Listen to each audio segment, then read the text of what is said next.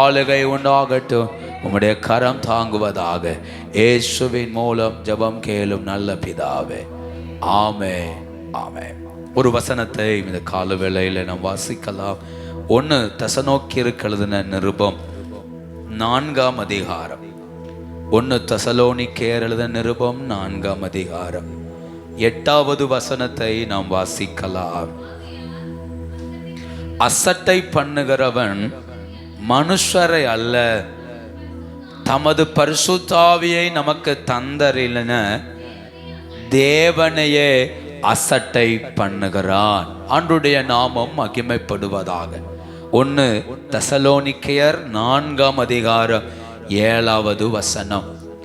இந்த கால வேளையில அசட்டை பண்ணாதே என்கிற தலைப்பின் கீழே நாம் கொஞ்ச நேரம் ஆண்டவருடைய வார்த்தைகளை நாம் தியானிக்க போகிறோம்.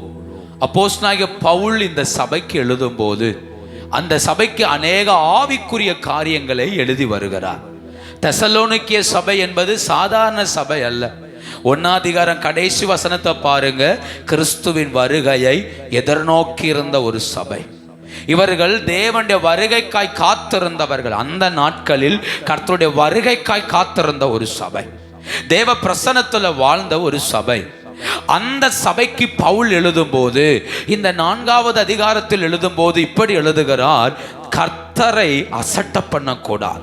அசட்டை பண்ணுகிறவன் மனுஷரை அல்ல, தமது பரிசுத்த ஆவியை நமக்கு தந்தருளின தேவனையே என்ன செய்கிறான்?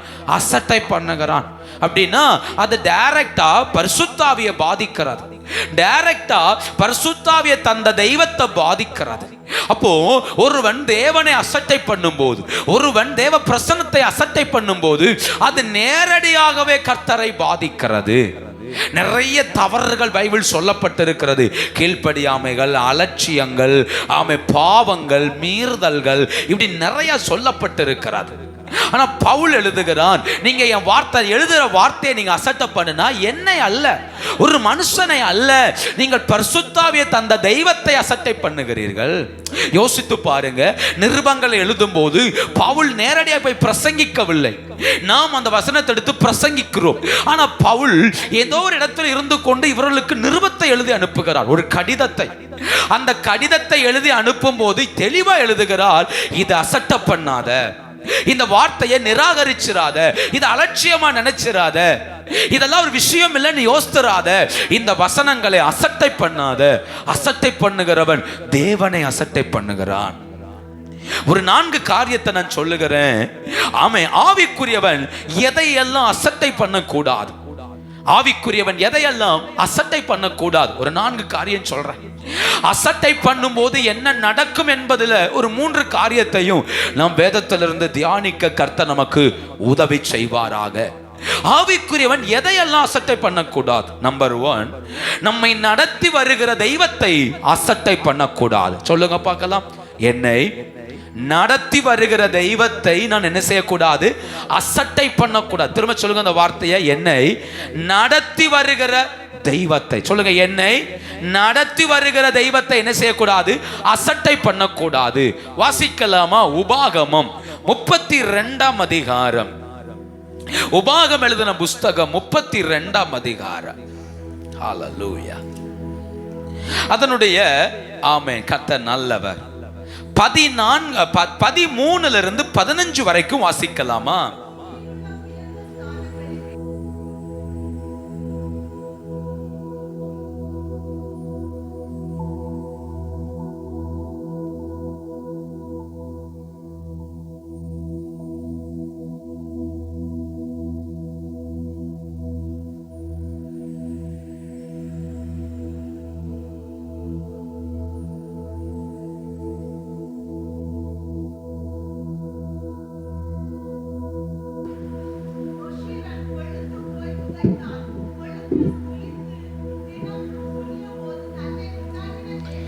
தன்னை உண்டாக்கின தேவனை விட்டு ரட்சிப்பின் கண்மலையை என்ன செய்தான்?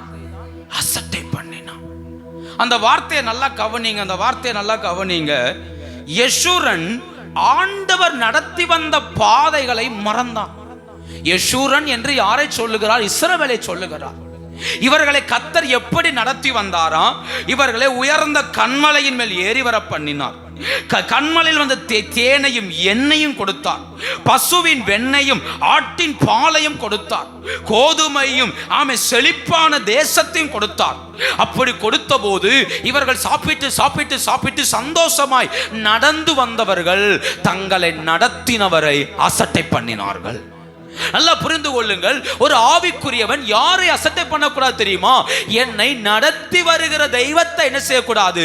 அசட்டை பண்ணக்கூடாது. எனக்கு ஆகாரம் தருகிறார், எனக்கு பலன் தருகிறார், எனக்கு சுகம் தருகிறார், என்னை பலப்படுத்துகிறார். அந்த தெய்வத்தை நாம் என்ன செய்யக்கூடாது? அசட்டை பண்ணக்கூடாது. அதை விட ஒரு காரியம் கூட நான் சொல்றேன், நீங்க வாஸ்து பாருங்க. 10ஆம் வசனம் சொல்லுது, பாலான நிலத்திலும் ஊளையிடுதல் உள்ள வெறுமையான அவாந்தர வெளியிலும் அவர் அவனை கண்டுபிடித்தார், அவனை நடத்தினார், அவனை உணர்த்தினார், அவனை தமது கண்மணிய போல. பாத்தீங்களா? ஆண்டவர் நம்மளை எப்படி எல்லாம் நடத்துறாரு பாருங்க. பாலான ஊளையிடுகிற இடத்தில் என்ன செய்தார்? கண்டுபிடித்தார், நம்மளை நடத்தினார், நம்மளை பாதுகாக்கிறார், கண்மணியை போல பாதுகாத்து நடத்துகிறார்.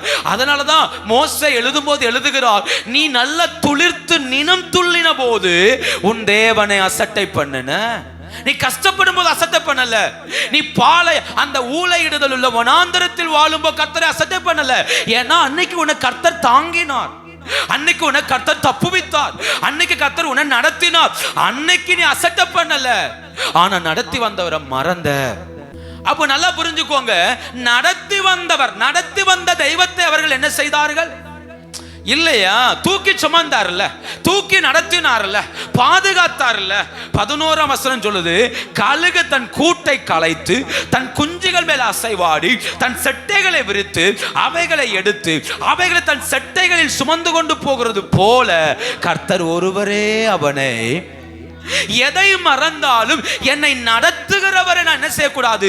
மறக்க கூடாது. யோசித்து பாருங்க, நான் என் பலத்துல வாழல, என் பலத்துல ஓடல, இல்லையா? தேசங்களில் யுத்தம் நடக்கிறது, யுத்தம் நடக்கிற இடத்தில் வாழ்கிறவருடைய மனப்பக்கம் எப்படி இருக்கும் நினைக்கிறீங்க? எப்ப என்ன நடக்கும் என்ன செய்யாது, தெரியாது. ஆனால் கர்த்தர் நம்மளை சுகமாய் நடத்துகிறார், கர்த்தர் நம்மளை ஜெயமாய் நடத்துகிறார், கர்த்தர் நம்மளை பாதுகாக்கிறார். தெரியுமா? ஒருவேளை எதிரிகள் இந்தியாவின் மேலே யுத்தம் எடுக்க வந்தால் அவர்கள் குண்டு போடுவதற்கு ஒரு 5 இடத்தை தீர்மானித்திருக்கிறார்கள். அதுல ஒரு இடம் கூடங்குளம் அனல் மின் நிலையம். ஒருவேளை அந்த அனல் மின் நிலையத்தில் குண்டு விழுமானால் 100 கிலோமீட்டருக்கு புல்லு முளைக்காதாம். எத்தனை கிலோமீட்டருக்கு சுற்றி சரௌண்டிங் 100 கிலோமீட்டருக்கு எது முளைக்காது? புல்லு முளைக்காது. அதுலதான் நம்மள என்ன செஞ்சிட்டு இருக்கிறோம்? அவர் என்னை நடத்துகிறார். யோசித்து பாருங்க, என்னை நடத்துகிறார், என்னை பாதுகாக்கிறார், இல்லையா? அவர்களுடைய எண்ணெய் ஃபேக்டரியில அவங்க குண்டு போட்ட மாதிரி நம்முடைய அனல் நிலையத்தில் போட்டா யோசித்து பாருங்க. ஆனால் தெய்வம் அவைகள் நடுவுல நம்ம என்ன செய்கிறார்? நடத்துகிறார். அதனால்தான் ஆவிக்குரியவனுக்கு சொல்றாரு, உன்னை நடத்துற கர்த்தரை என்ன செய்யாத? அசட்டை பண்ணாத. நீ இன்னைக்கு நல்லா இருக்க, இன்னைக்கு சுகமா இருக்க, இன்னைக்கு சூப்பரா வாழ்ற, உன் வாழ்க்கை நல்லா இருக்குது. இப்ப அவரை என்ன செய்ய? நடத்தி வந்தவர் அசட்டை பண்ணி நடத்தி வந்தவரை விட்டுட்டு மறந்துடாத. 18ஆம் வசனம், உன்னை ஜனிப்பித்த கண்மலையை நீ நினையாமல் போய் உன்னை பெற்ற தேவனை மறந்தாய். மறந்தாய். நான் இதை இப்படி எழுதி வைத்திருக்கிறேன், அசட்டை பண்ணுகிறவன் ஆராதிக்க மாட்டான், அசட்டை பண்ணுகிறவன் கர்த்தரை துதிக்க மாட்டான். ஏன்னா அவனுக்கு கர்த்தரை துதிக்க ஒண்ணுமே இல்லை. அவன் என்ன சொல்லுவான்? என் வாழ்க்கையெல்லாம் குறை, என் வாழ்க்கையெல்லாம் பிரச்சனை, என் வாழ்க்கையில போராட்டம். ஆனா நடத்தி வந்தவரை ஒருவன் உணர்வான். ஆனால் அவன் என்ன சொல்லுவான்? இன்னைக்கு இப்படி சுகமா உட்கார்ந்து இருக்கிறேன்னா அன்னைக்கு என் கண்ணீரை கர்த்தர் கண்டார், அன்னைக்கு என் சிறுமையை கர்த்தர் கண்டார், அன்னைக்கு என் கழுகு தன் குஞ்சுகளில் சுமந்து போவது போல அவர் சுமந்து போனார். அப்போ அசட்டை பண்ணுகிறவன் ஆராதிக்க மாட்டான், ஆராதிக்கிறவன் தெய்வம் செய்த நன்மைகளை எண்ணி கர்த்தரை மகிமைப்படுத்துகிறான். அப்போ நடத்தி வந்த தெய்வத்தை என்ன செய்யக்கூடாது? அசட்டை பண்ணக்கூடாது. ஒண்ணு.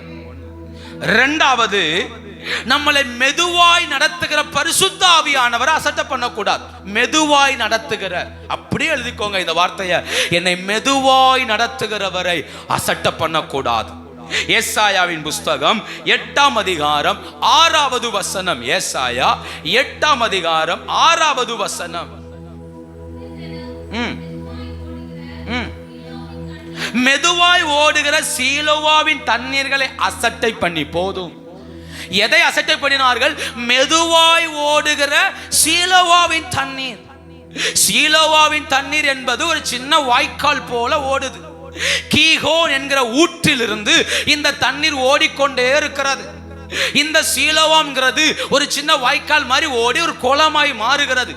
அந்த குளத்தில தான் ஆண்டவர் அந்த கண்ணு தெரியாத குருடனை போய் கழுவும்படி அனுப்பினார். அப்ப யோசித்து பாருங்க, வசனம் சொல்லுது இது மெதுவாய் ஓடுகிற தண்ணீர். இது ஜனத்துக்கு பிடிக்கல. ஏன்? தண்ணி மெதுவா ஓடுதில்ல, தண்ணி மெதுவா ஓடுதில்ல. எனக்கு வெள்ளம் போல வரணும், வேகமா அடிச்சு வரணும், வேகமாய் நன்மை நடக்கணும், வேகமாய் போகணும். இன்னைக்கு இருக்கிற உலகம் மெதுவாய் போகிற உலகம் அல்ல, வேகமாய் வேகமாய். இன்னைக்கு யாரும் மெதுவாய் வளரட்டும் நினைப்பதில்லை, யாரும் மெதுவாய் உயரட்டும் என்று நினைப்பதில்லை. எடுத்த உடனே வேகமாய். யோசித்து பாருங்க. ஆனா ஆவியானவர் ஆவிக்குரியவனை எப்படி நடத்துகிறார்? மெதுவாய் நடத்துகிறார். ஏசாயா 40ஆம் அதிகாரம் 11ஆம் வசனம் பாருங்க. கரவலாடுகளை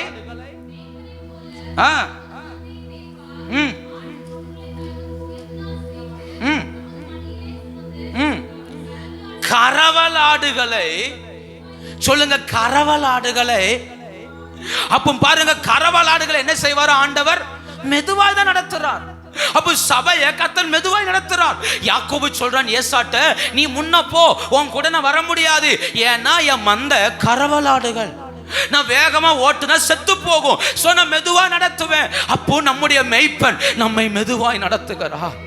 ஒருவேளை எதிர்பார்த்த வேகத்தில் நமக்கு நன்மை நடக்காம இருக்கலாம். அதற்காக மெதுவாய் நடத்துகிறவரை அசட்டை பண்ணக்கூடாது. எதிர்பார்த்த வேகத்தில் உயர்வுகள் வராம இருக்கலாம். அதற்காக நடத்துகிற கர்த்தரை அசட்டை பண்ணவே கூடாது. என்னை இன்னைக்கு மெதுவாய் நடத்துகிறார் என்றால் ஒரு நாள் மகிமையில கொண்டு போய் நிறுத்துவார். எசேக்கியேலை எடுத்த உடனே ஆழத்துக்கு கூட்டு போல, அவனை முத கர்த்தர் கடக்க பண்ணினது கணுக்கால் அளவுதான். அங்கிருந்து முழங்காலாச்சு, அங்கிருந்து இடுப்பளவாச்சு, அங்கிருந்து ஆமை நீச்சலாலம் போச்சு. பாருங்க, ஒவ்வொரு ஸ்டெப் பை ஸ்டெப்பா தான் போனார். எடுத்த உடனே நீச்சலாலத்திலே விழல. அப்போ ஆவியானவர் என்னை மெதுவாய் நடத்துகிறார். அப்போ நான் நினைச்ச மாதிரி இந்த வருஷம் நடக்கல, போன வருஷம் நடக்கல, என் வாழ்க்கையில ஒண்ணு நடக்கலையே இப்படி யோசிக்க கூடாது. நம்ம சொல்லணும், என்னை அவர் மெதுவாய் நடத்துகிறார், என்னை மெதுவாய் நடத்துகிறார். நான் ஆசைப்பட்டது போல நடக்கல, ஆனா இப்ப புரியுது ஆவியானவர் மெதுவாய் என்ன செய்கிறார். இப்ப அவர் வேகமாய் நடத்தல, வேகமாய் நடத்தாததுனால நாம் மெல்ல போனா போதும், அவர் அமர்ந்த தண்ணீர் அண்டையில் கொண்டு போய் விடுகிறார். அவர் மெல்ல நடத்துறாருன்னா எனக்கு இப்ப இந்த பலன் போதும் என்று அவர் புரிந்து கொள்ளுகிறார். கரவலாடுகள் என்பது 2 ஆட்டை சொல்றாங்க. ஒன்னு பலவீனமான ஆட்டையும் கரவலாடுன்னு சொல்றாங்க, இன்னொன்னு கர்ப்பமா இருக்கிற ஆட்டையும் கரவலாடுன்னு என்ன செய்றாங்க சொல்றாங்க. ஏதோ ஒண்ணு கர்த்தர் நடத்துறாருன்னா ஒண்ணு நான் பலவீனப்பட்டிருப்பேன், அல்லது கர்த்தர் என்னை மெதுவா நடத்துறாருன்னா எனக்குள் ஏதோ ஒண்ணு உருவாயிட்டு இருக்குன்னு அர்த்தம். ரெண்டுல ஏதோ ஒன்று என்ன செய்யும், நடக்கும். அப்ப புரியணும், இப்ப ஆண்டவர் மெதுவா நடத்துறார், இந்த மாசம் கர்த்தர் மெதுவா நடத்துறார், இந்த வாரம் கர்த்தர் நார்மலா நடத்துறார்னா புரிந்து கொள்ளணும், என்னிடத்தில் ஏதோ ஒன்று உருவாகுது அல்லது ஏதோ ஒன்று பலவீனப்படுது. அப்ப அவர் சும்மா மெதுவா நடத்த மாட்டார்ல, அவர் மெதுவாய் நடத்துகிறார். சரி, வேகமா நடத்தினா என்ன ஆகும்? அந்த ஏசாயா 8ஆம் அதிகாரம் 8ஆம் வசனத்தை பாருங்க. யூதாவுக்குள் புகுந்து கழுத்து மட்டும் வருமா வெள்ளம். எது மட்டும் வருமா? வெள்ளம் எது மட்டும் வரும்? 7ஆம் வசனத்தை சொல்றாரு, அசீரிய ராஜாவை வெள்ளம் போல வரப்பண்ணுவேங்கிறார். வெள்ளம் கழுத்து மட்டும் வருமா? தப்ப மாட்டான். கழுத்து மட்டும் வரும், உணர மாட்டான். இம்மானுவேல் இறங்குவாராம், இம்மானுவேல் சட்டை விரித்து இறங்குவாராம். அப்ப ஏன் மெதுவா நடத்தினாரு புரியுதா? இவனுக்கு நீச்சல் அடிக்க தெரியல, கழுத்து மட்டும் வரும்போ நீந்தி போக தெரியல. அதனாலதான் கர்த்தர் இவனை எப்படி நடத்துறாரு? மெதுவா நடத்துறார். இவன் வேகமா நடத்தினா கழுத்து மட்டும் வெள்ள வந்தாலும் உணர்வு வராது இவனுக்கு, கழுத்து மட்டும் வெள்ள வந்தாலும் நீந்தி போகணும் தெரியாது இவனுக்கு. அதனாலதான் சில நேரங்களில் கர்த்தர் நம்மளை மெதுவாய் நடத்துகிறார். இப்போ ஒண்ணு, என்னை நடத்துகிற கர்த்தரை அசட்டை பண்ணக்கூடாது, என்னை மெதுவாய் நடத்தும் போது கர்த்தரை அசட்டை பண்ணக்கூடாது. 3ஆவதாக தேவன் எச்சரிக்கும் போது அசட்டை பண்ணக்கூடாது. தேவன் எச்சரிக்கும் போது என்னை ரொம்ப தொட்ட ஒரு வார்த்தை, அதிகம் யோசிக்க வைத்த ஒரு வார்த்தை. 2 சாமுவேல் 12ஆம் அதிகாரம் 9வது வசனம். 2 சாமுவேல் 12ஆம் அதிகாரம் 9வது வசனம். பொல்லாப்பான அந்த காரியத்தை செய்து, பாத்தீங்களா, அவருடைய வார்த்தையை நீ அசட்டை பண்ணினது என்ன? நாத்தான் தீர்க்கதரிசி வீட்டுக்கு வந்திருக்கிறார். ஒரு கதையை சொல்லி கொடுத்து, அந்த கதையில ஒரு முரட்டாட்டமான ஐஸ்வர்யவான் ஒரு ஏழையினுடைய ஆட்டை எடுத்து சாப்பிட்டுட்டான்னு சொல்லி கதை சொல்லி முடிச்ச உடனே தாவீது கேட்கிறான், அந்த மனுஷன் கொல்லப்படணும், நாளத்தனையா திரும்ப கொடுக்கணும். யார் அவன்? நாத்தான் சொல்றான், நீதான் அந்த மனுஷன், நீதான் செஞ்ச சொல்லிட்டு சொல்றாரு. இந்த வார்த்தையை பாருங்க, கர்த்தருக்கு பொல்லாப்பானது செய்த, ரைட், ஓகே, அவருடைய வார்த்தையை நீ அசட்டை பண்ணினது என்ன? அவருடைய வார்த்தையை அசட்டை பண்ணினது என்னன்னா என்ன அர்த்தம் தெரியுமா? நான் ஒரு வார்த்தையை சொல்ல உங்களுக்கு புரியும். நாகமான்ட்ட போய் வஸ்திரத்தை வாங்கும்போ எலிசாவின் இருதயம் அந்த கேயாசியோடு இருந்துச்சாம். அப்படின்னா இந்த வாங்குறோம், இது எலிசாவுக்கு தெரிஞ்சா என்ன நடக்கும்னு தெரியாத ஒரு உணர்வு வந்துச்சுல்ல. அதை எலிசா சொல்றாரு, நீ நாகமானுக்கு பின்னால போகும்போ என் இருதயம் உன் கூட வரலையா, ஆத்துமாவும் கூட வரலையா? வந்துச்சுல்ல, அந்த உணர்வு வந்துச்சுல்ல, ஐயோ தப்பு பண்ண போறோம் உணர்வு வந்துச்சுல்ல. அதைத்தான் கர்த்தர் சொல்றாரு, நீ இந்த உரியாவின் மனைவியை பார்க்கும்போ கர்த்தர் உன் இருதயத்துல பேசலையா? கர்த்தர் உன் இருதயத்துல உணர்த்தலையா? இவளை பார்க்காத, இதை செய்யாத, இதை விசாரிக்காத, இதை விட்டு, இது வேண்டாம், கர்த்தர் உன்கிட்ட சொல்லலையா? நீ கர்த்தருடைய வார்த்தை என்ன செஞ்ச? பயங்கரம்ல, கர்த்தருடைய வார்த்தையா சட்டை பண்ண. சரி, விசாரிச்சப்ப என்ன தெரிந்தது? அவள் உன் பக்கத்துல இருக்கிற அகித்தோப்பேலுக்கு பேத்தின்னு சொல்லி உனக்கு தெரிஞ்சது. அவன் அகித்தோப்பேலுக்கு பேத்தியா? அகித்தோப்பேலுடைய பையனுடைய புள்ளவா? அந்த உரியா 30 படை வீரர்களில் கடைசி உள்ளவன் உரியா. அப்போ விசாரிச்ச போதாவது அவங்கெல்லாம் பக்கத்துல இருக்கிறவங்க, இவங்களை தொட்டா நமக்கு ரொம்ப கஷ்டம்னு கூட என்ன செய்யல, உணரல. பாத்தீங்களா? அதான் கர்த்தர் சொல்றாரு, நீ கர்த்தருடைய வார்த்தை என்ன செஞ்ச? கொஞ்சமா பண்ண. யோசித்து பாருங்க, நான் தவறு செய்யும் போது கர்த்தர் பேசுறார், தவறும் போது கர்த்தர் பேசுறார், தடுமாறும் போது கர்த்தர் என்ன செய்யறார்? பேசுறார். ஒரு காரியத்தை செய்யலாம் நினைக்கிறோம், அது வேண்டான்னு கர்த்தருக்கு தெரிஞ்சா கர்த்தர் உணர்த்துறார், செய்யாத, பண்ணாத, போகாத, எச்சரிக்கிறார். அதை தாண்டி போறோம் பாத்தியலா? அதைத்தான் வசனம் சொல்லுது, நீ கர்த்தருடைய வார்த்தை என்ன செய்யற? அசட்டை பண்ற. எச்சரித்தார்ல, நம்ம சொல்லுவோம், என்கிட்ட கர்த்தர் சொல்லவே இல்லை, விழுந்துட்டேன். அது வேற, சொன்னாரா இல்லையா? அறியாம ஒரு நேரம் விழலாம், ஆனா அதுக்கப்புறம் கர்த்தர் பேசாமல் இருப்பது இல்லை. அப்போ அவர் பேசும் போதெல்லாம், அவர் சொல்லும் போதெல்லாம், இதை செய்யாத, இதை பண்ணாத, இப்படி இருக்காத, இப்படி போகாதன்னு சொன்னாலும் அதை மீறி மீறி மீறி நாம் போகும்போது தேவனுடைய வார்த்தை என்ன செய்யறோம்? அசட்டை பண்றோம். விளைவை நான் பின்னாடி பேசுறேன். அப்ப நான் 3 காரியம் சொன்னேன். ஒன்னு, நடத்தி வந்த தேவனை அசட்டை பண்ணக்கூடாது. அடுத்து, மெதுவாய் நடத்துகிற ஆவியானவர் அசட்டை பண்ணவே கூடாது. தேவனுடைய எச்சரிப்பின் வார்த்தைகளை அசட்டை பண்ணவே கூடாது. கடைசியில 4வது ஒரு முக்கியமான ஒரு வார்த்தை வாசித்த அந்த 1 தெசலோனிக்கேயர் 4ஆம் அதிகாரத்தில், பரிசுத்தத்தை அசட்டை பண்ணக்கூடாது. பரிசுத்தத்தை வாசித்து பாருங்க. அதுல 3வது வசனம், பரிசுத்தம் உள்ளவர்களாக வேண்டும் என்பது 1 தெசலோனிக்கேயர் 4ஆம் அதிகாரம் 3வது வசனம். அப்ப பாருங்க, பரிசுத்தம் உள்ளவர்களாக வேண்டும் என்பது தேவனுடைய சித்தம். அப்ப இந்த பூமியில வாழும்போ கர்த்தர் என்னிடத்தில் என்ன எதிர்பார்க்கிறார்? நான் பரிசுத்தமா என்ன செய்யணும்? வாழணும். அதனால என்ன சொல்றாரு? வேசி மார்க்கத்துக்கு விலகு அப்படிங்கிறார். வேசி மார்க்கத்துக்கு விலகு. பாவத்தை பார்த்து நீ போனா பாவம் போகாது. யார் தான் போகணும்? நம்ம தான் போகணும். பாவம் என்ன தொடாதன்னா அப்பெல்லாம் கேட்காது, அது தொடத்தான் செய்யும். யோசேப்பு தான் பாவத்தை விட்டு விலகி ஓடணும். பாவம் யோசேப்பை விட்டு என்ன செய்யல? விலகல. பாவத்தை சொல்ற வேசி மார்க்கத்தை தள்ளிட்டு ஓடு, வேண்டாம். 5ஆம் வசனத்தை பாருங்க. உங்களில் அவன் தன் தன் சரீர பாண்டத்தை பரிசுத்தமாயும் கனமாயும் ஆண்டு கொள்ளும்படி. அப்படின்னா என்ன சொல்றாரு? என் கண் ஒரு கனமான பாத்திரம், என் காது ஒரு கனமான பாத்திரம், என் கைகள் கனமான பாத்திரம், என் கால்கள் ஒரு கனமான பாத்திரம். அப்படி நீ அறிந்து உன் சரீரத்தை காத்துக்கோ அப்படிங்கிறாரு. அப்போ பரிசுத்தத்தை குறித்து அசட்டை பண்ணிடவே கூடாது. ஏன் அப்படி வாழக்கூடாது, ஏன் அப்படி ஜீவிக்க கூடாது, ஏன் இப்படி பார்க்க கூடாது, ஏன் இப்படி பேசக்கூடாது? இல்ல, வசனம் என்ன சொல்லுது? இந்த சரீரம் கனமுள்ளதா இருக்கணுமா? கனமுள்ளதா. எப்ப கனவீனப்படுது? அசுத்தத்தை பார்க்கும் போது என் கண்கள் கனவீனப்படுகிறது, அசுத்தத்தை கேட்கும் போது காதுகள் கனவீனப்படுகிறது இல்லையா? அசுத்தத்தை பேசும்போது உதடுகளும் நாவும் கனவீனப்படுகிறது, அசுத்தத்தை சிந்திக்கும் போது இருதயம் கனவீனப்படுகிறது, அசுத்தம் இருக்கிற இடத்தை நோக்கி நம்ம நடந்து போகும்போது கால்கள் அசுத்தப்படுகிறது, அவன் அசுத்தம் உள்ளதை கையில் எடுத்து செய்யும் போ கைகள் கனவீனப்படுகிறது. அதான் பவுல் சொல்றாரு, இந்த சரீரம் தேவனால் பெற்றது, இந்த சரீரம் நம்முடையது அல்ல என்கிறார். இது என்னுடையது அல்ல, என் சரீரம் அல்ல. கைகள் தேவனுடையது, கண்கள் தேவனுடையது. இந்த சரீரம் ஆவியானவர் தங்குற ஆலயம். ஆலயம். இந்த சரீரத்துக்கு நான் பொறுப்பாளி அல்ல. அல்ல. அதனாலதான் வேசித்தனம் பண்ண முடியாது, மதுபானம் குடிக்க முடியாது, போதை வஸ்துக்கள் எடுக்க முடியாது. இப்படி எடுக்கும் போது நாம் யாரை காயப்படுத்துகிறோம்? நமக்குள் வாழுகிற பரிசுத்த ஆவியை காயப்படுத்துகிறோம், அசட்டை பண்ணுகிறோம். அதான் கர்த்தர் சொல்றாரு, பரிசுத்தத்தை அசட்டை பண்ணாத.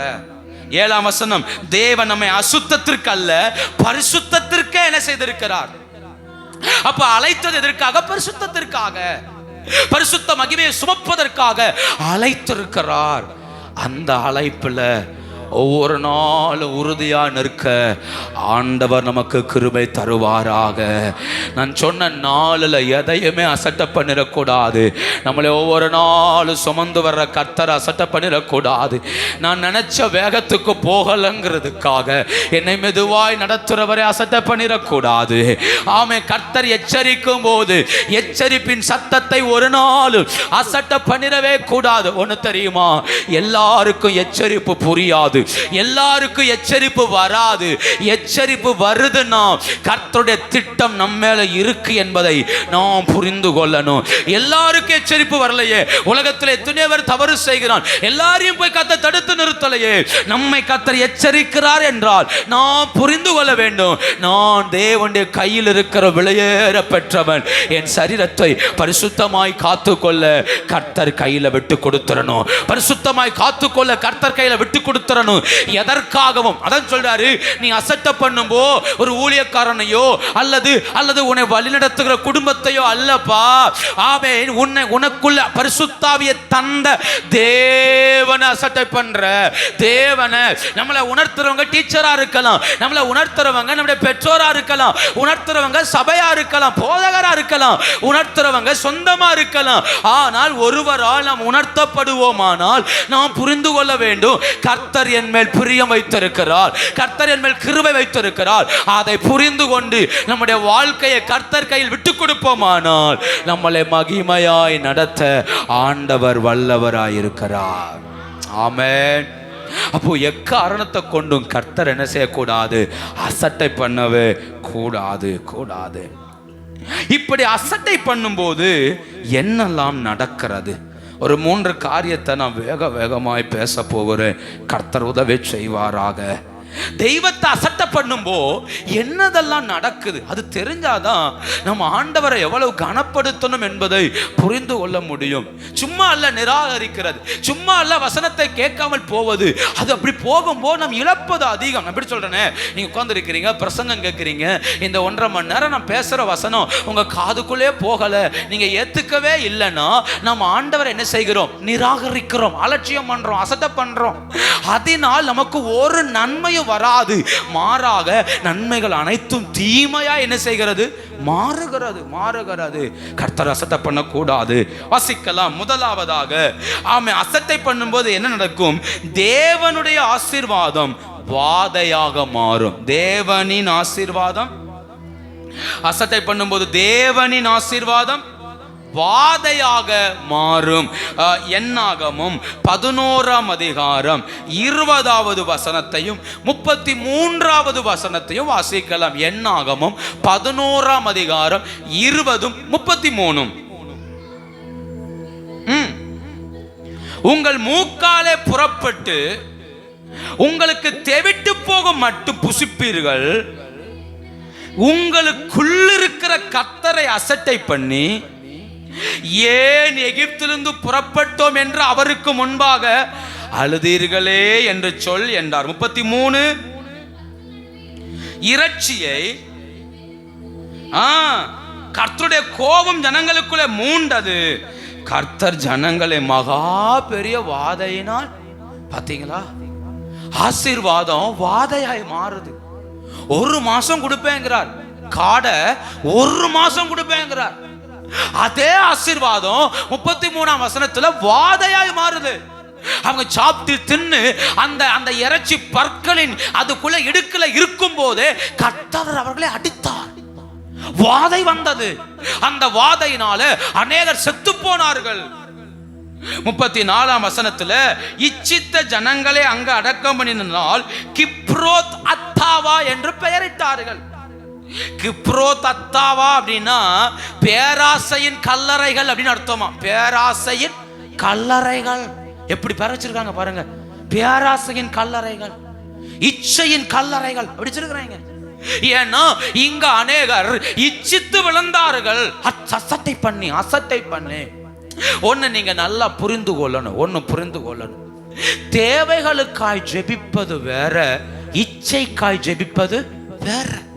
எனக்கு ஒரு வீடு தேவை, ஆண்டவரே எனக்கு வீடு தாரும் என்பது ஜெபம். என்கிட்ட ஒரு வீடு ஏற்கனவே இருக்கு, அதுக்கு மேல 2 மாடி எடுக்க முடியலேன்னு சொல்லி வருத்தப்பட்டு அழுது புலம்பி பண்ற பாருங்க ஜெபம். அது யாரை அசட்டை பண்ற மாதிரி தான், நமக்குள்ள இருக்கிற ஆண்டவரை. நான் ஒரு காரியத்துக்காக நான் 2-3 வாரத்துக்கு முன்னாடி ஆண்டவர்கிட்ட அதிகம் ஜெபம் பண்ணேன். என்ன சொல்லி ஜெபம் பண்ணேன் அப்படின்னா, கடந்த நாட்கள் ஆகாசும் நானும் பேசிட்டு இருக்கோம்போ அவன் சொன்னா உங்க கார் நல்லா இருக்கு பாஸ்டர், சூப்பரா இருக்குன்னு சொன்னான். அப்போ என் கார்ல இருக்கிற சில பிரச்சனைகளை நான் அவன்கிட்ட பேசினேன். இப்படிலாம் இருக்குது, இந்த சூழ்நிலையெல்லாம் இருக்குது, அதனால நான் கை வைக்காம இருக்கிறேன், இதை பேசாம கொடுத்துடலாம் நான் நினைக்கிறேன், வேற வண்டி எடுக்கலாம் நான் யோசிக்கிறேன் அப்படின்னு நான் அவன்கிட்ட சொன்னேன். அப்போ அவன் சொன்னான் சில கார்கள் பேரெல்லாம் சொல்லி இதெல்லாம் ரேட்டு கம்மியா இருக்குன்னு சொல்லிட்டு வந்தான். அப்போ நான் நிறைய பேசிட்டு ஜோம் பண்ணிட்டு வந்துட்டேன். வீட்டுக்கு வந்ததுக்கு பிறகு என் இருதயம் எனக்குள் வாதிக்க ஆரம்பித்தது. நாங்கள் வீட்டில் வந்த பிறகு என்ன பேச ஆரம்பித்தோன்னா, ஏன் தேவன் கொடுத்த ஒரு ஆசீர்வாதத்தை நம்ம இப்படி எல்லாம் பேசணும், ஏன் அதில் இவ்வளோ நாள் நல்லா தானே இருக்குது, ஓடுது இல்லை, ஒரு பிரச்சனை இல்லைல்ல, ஏன் நம்ம இப்படி பேசணும் அப்படின்னு நாங்கள் எங்களுக்குள்ளே பேச ஆரம்பித்தோம். இதற்கு இடையில ஒரு சம்பவம் நடக்குது. நான் வீட்டுக்கு வந்த உடனே நான் போய் இன்டர்நெட்டில் எந்தெந்த கார்லாம் இப்போதைக்கு அவைலபிளாக இருக்குங்கிற லிஸ்ட்டையே எடுத்துட்டேன், எல்லாத்தையும் எடுத்துட்டேன். என் மைண்டில் சுத்தமாக மாற்றணுங்கிற சிந்தை வந்துருச்சு. இப்போ நான் கார் லிஸ்ட்டை எடுத்துகிட்டு இருக்கிறேன். ராத்திரி நாங்கள் ஃபேமிலி ஜெபம் பண்ணும்போது என் ஒய்ஃபு பேச ஆரம்பிக்கிறோம், இதெல்லாம் ஏன் செஞ்சோம் அப்படின்னு. அப்போ எனக்கு கூட இருதயம் ரொம்ப வாதிக்க ஆரம்பித்தது. நான் உட்கார்ந்து ஜெபிக்க ஆரம்பித்தேன். தப்பு பண்ணிட்டோம், நமக்கு தேவன் தந்த ஒன்றை சந்தோஷமா ஆமென் சொல்ல தெரியாம நம்ம குறைய மட்டும் பெருசா என்ன செஞ்சு பேசணும். அது எங்க கொண்டு விட்டு தெரியுமா, என்ன அடுத்த காருக்கு வாங்குறதுக்கான பிளான்ல கொண்டு போய் என்ன செஞ்சது, நிறுத்திச்சு. இப்ப நான் என்ன சொல்றேன்னா, அது எனக்கு இப்ப தேவையில்லை. ஆனா எனக்குள்ள இருக்கிற இச்சை, எனக்குள்ள இருக்கிற ஆசை எங்க கொண்டு நிப்பாட்டுச்சு, அடுத்த காரை பார்க்கலாம், மாடல் பார்க்க ஆரம்பிச்சாச்சு. இப்ப நான் மாடலை பார்க்க என்ன ஆகும் நினைக்கிறிய, ஆட்டோமேட்டிக்கா 2 நாளையில அந்த காரை போய் விசாரிக்க தோணும். அதை விசாரிச்சு அதுக்கான எவ்வளவு பேமெண்ட் ஆகும் தோணும், இதை கொடுத்தா எவ்வளவு வாங்கலாம் அப்படின்னு தோணும், இதை கொடுத்து மீதி எவ்வளவு டியூ கட்டலாம்னு தோணும், அதுக்கு நம்மளால முடியுமான்னு யோசிக்க தோணும். முடியுதோ முடியலையோ ஆசை பெருகிருச்சுன்னா கண்டிப்பா செஞ்சே இல்லையா.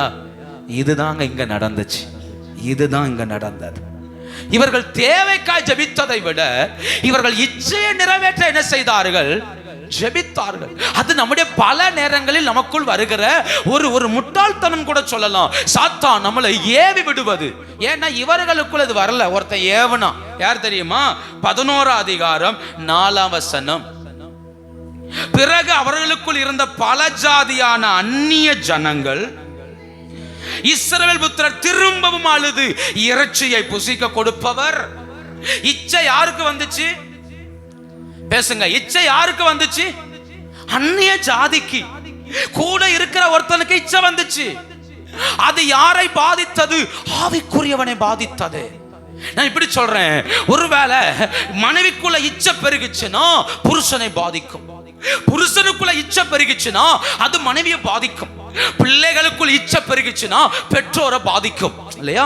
பிள்ளை ஒரு பொருளை வாங்கியே தீரணும் ஒத்த கால நின்னா, உங்ககிட்ட பணமே இல்லைனாலும் நீங்க கஷ்டப்பட்டாலும் லோன் எடுத்தாவது என்ன செய்ய வேண்டியிருக்கும்?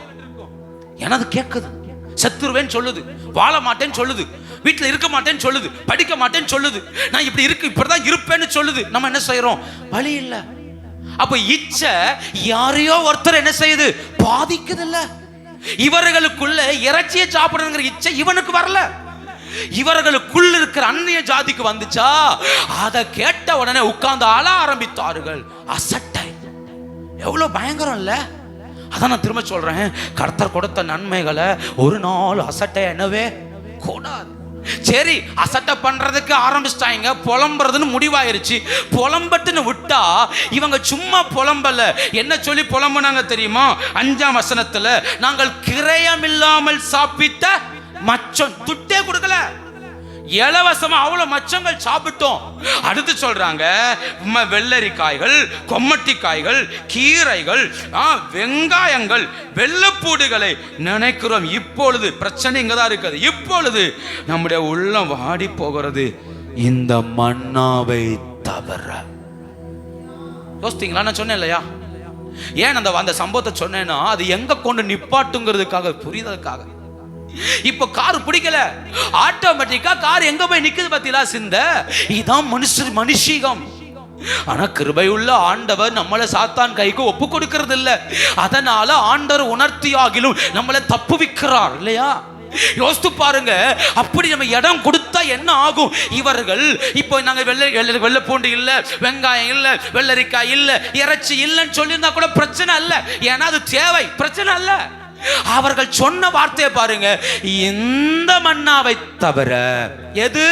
கையில் இருக்கிற பொக்கிஷம் இப்போ ஒண்ணு இல்லாதது போல தெரியுது. எப்ப புருஷனை பிடிக்கலையோ அவன் புருஷன் கசப்பா இருப்பான். எப்ப மனைவியை பிடிக்கலையோ அப்ப மனைவி கசப்பா இருப்பா. எப்ப பிள்ளைகளை பிடிக்கலையோ அந்த பிள்ளைய பார்க்க வெறுப்பா இருக்கும். எப்ப பெற்றோரை பிடிக்கலையோ அப்ப பெற்றோருடைய முகத்தை கண்டாலே வெறுப்பா வரும். பாத்தீங்களா? எப்ப எனக்குள்ள இச்சை வந்துருச்சு, எனக்குள் வேற ஆசை வந்துருச்சு, என் இருதயம் வேற ஒண்ணு தேட ஆரம்பிச்சதுனால என் கையில் இருக்கிறது பொக்கிஷங்கிற அறிவு கூட என்ன செய்யல, வரல. அப்ப யோசித்து பாருங்க, அதைத்தான் கர்த்தர் சொல்றாரு, அசட்டை பண்ணனது சரிப்பா, அது உனக்குள்ள இருக்கிற ஆண்டவரையே தொட்டுருச்சு. உனக்குள்ள ஒருத்தர் இருக்கிறார்ல, இந்த மண்ணம், இந்த வீடு, இந்த பிள்ளை, இந்த குடும்பம், இந்த வேலை, இந்த வருமானம், பாத்தீங்களா? சொல்ல சொல்ல சொல்ல சொல்ல இது தெய்வம் தந்ததுங்கிறதை மறந்துருச்சு. அந்த வீடை கட்ட எவ்வளவு அழுதுருப்போம் இல்லையா? அந்த பிள்ளைய கல்யாணம் முடிச்சு கொடுக்க எவ்வளவு அழுதுருப்போம்? அந்த பிள்ளைகளை வளர்க்கறதுக்கு எவ்வளவு ஆண்டு சமூகத்தில் அழுதுருப்போம் இல்லையா? அந்த வேலையை வாங்குறதுக்கு தேவ சமூகத்தில் எவ்வளவு அழுதுருப்போம். ஆனா அற்பமா எதுக்காகவோ தூக்கி என்ன செய்யறோம்? தோறேறிறோமே. அற்பமா எவனோ சொன்னா ஏதோ வந்துச்சுங்கிறதுக்காக, பிள்ளைகளுக்காக, புருஷனுக்காக, மனைவிக்காக தெய்வம் தந்தனையே தூக்கி என்ன செய்கிறோம்? எரிகிறோமே. அது மேல கசப்பு வந்ததுக்கு அப்புறம் அது பிடிக்கல. இப்ப மன்னா என்ன செய்யல? பிடிக்கல. மன்னாவோட சேர்ந்து இருக்க பிடிக்கல. அதுல 8ஆம் வசனத்தின் கீழ் பகுதியை பாருங்க, அதன் ருசி புது ஒலிவ எண்ணெயின். இப்படியா இருந்துச்சு. முத சாப்பிட்ட அன்னைக்கு தேனிட்ட பணியாரம், எடுத்து சாப்பிட்டா பணியாரம், எடுத்து சாப்பிட்டா இனிமை முதன்னைக்கு. இப்ப 2 வருஷம் ஆயிருச்சா, இப்ப எப்படி இருக்கு தெரியுமா? புது மக்கிருச்சு. வனாந்தரத்தில் யாதுங்க புது ஒலிவ எண்ணெய்?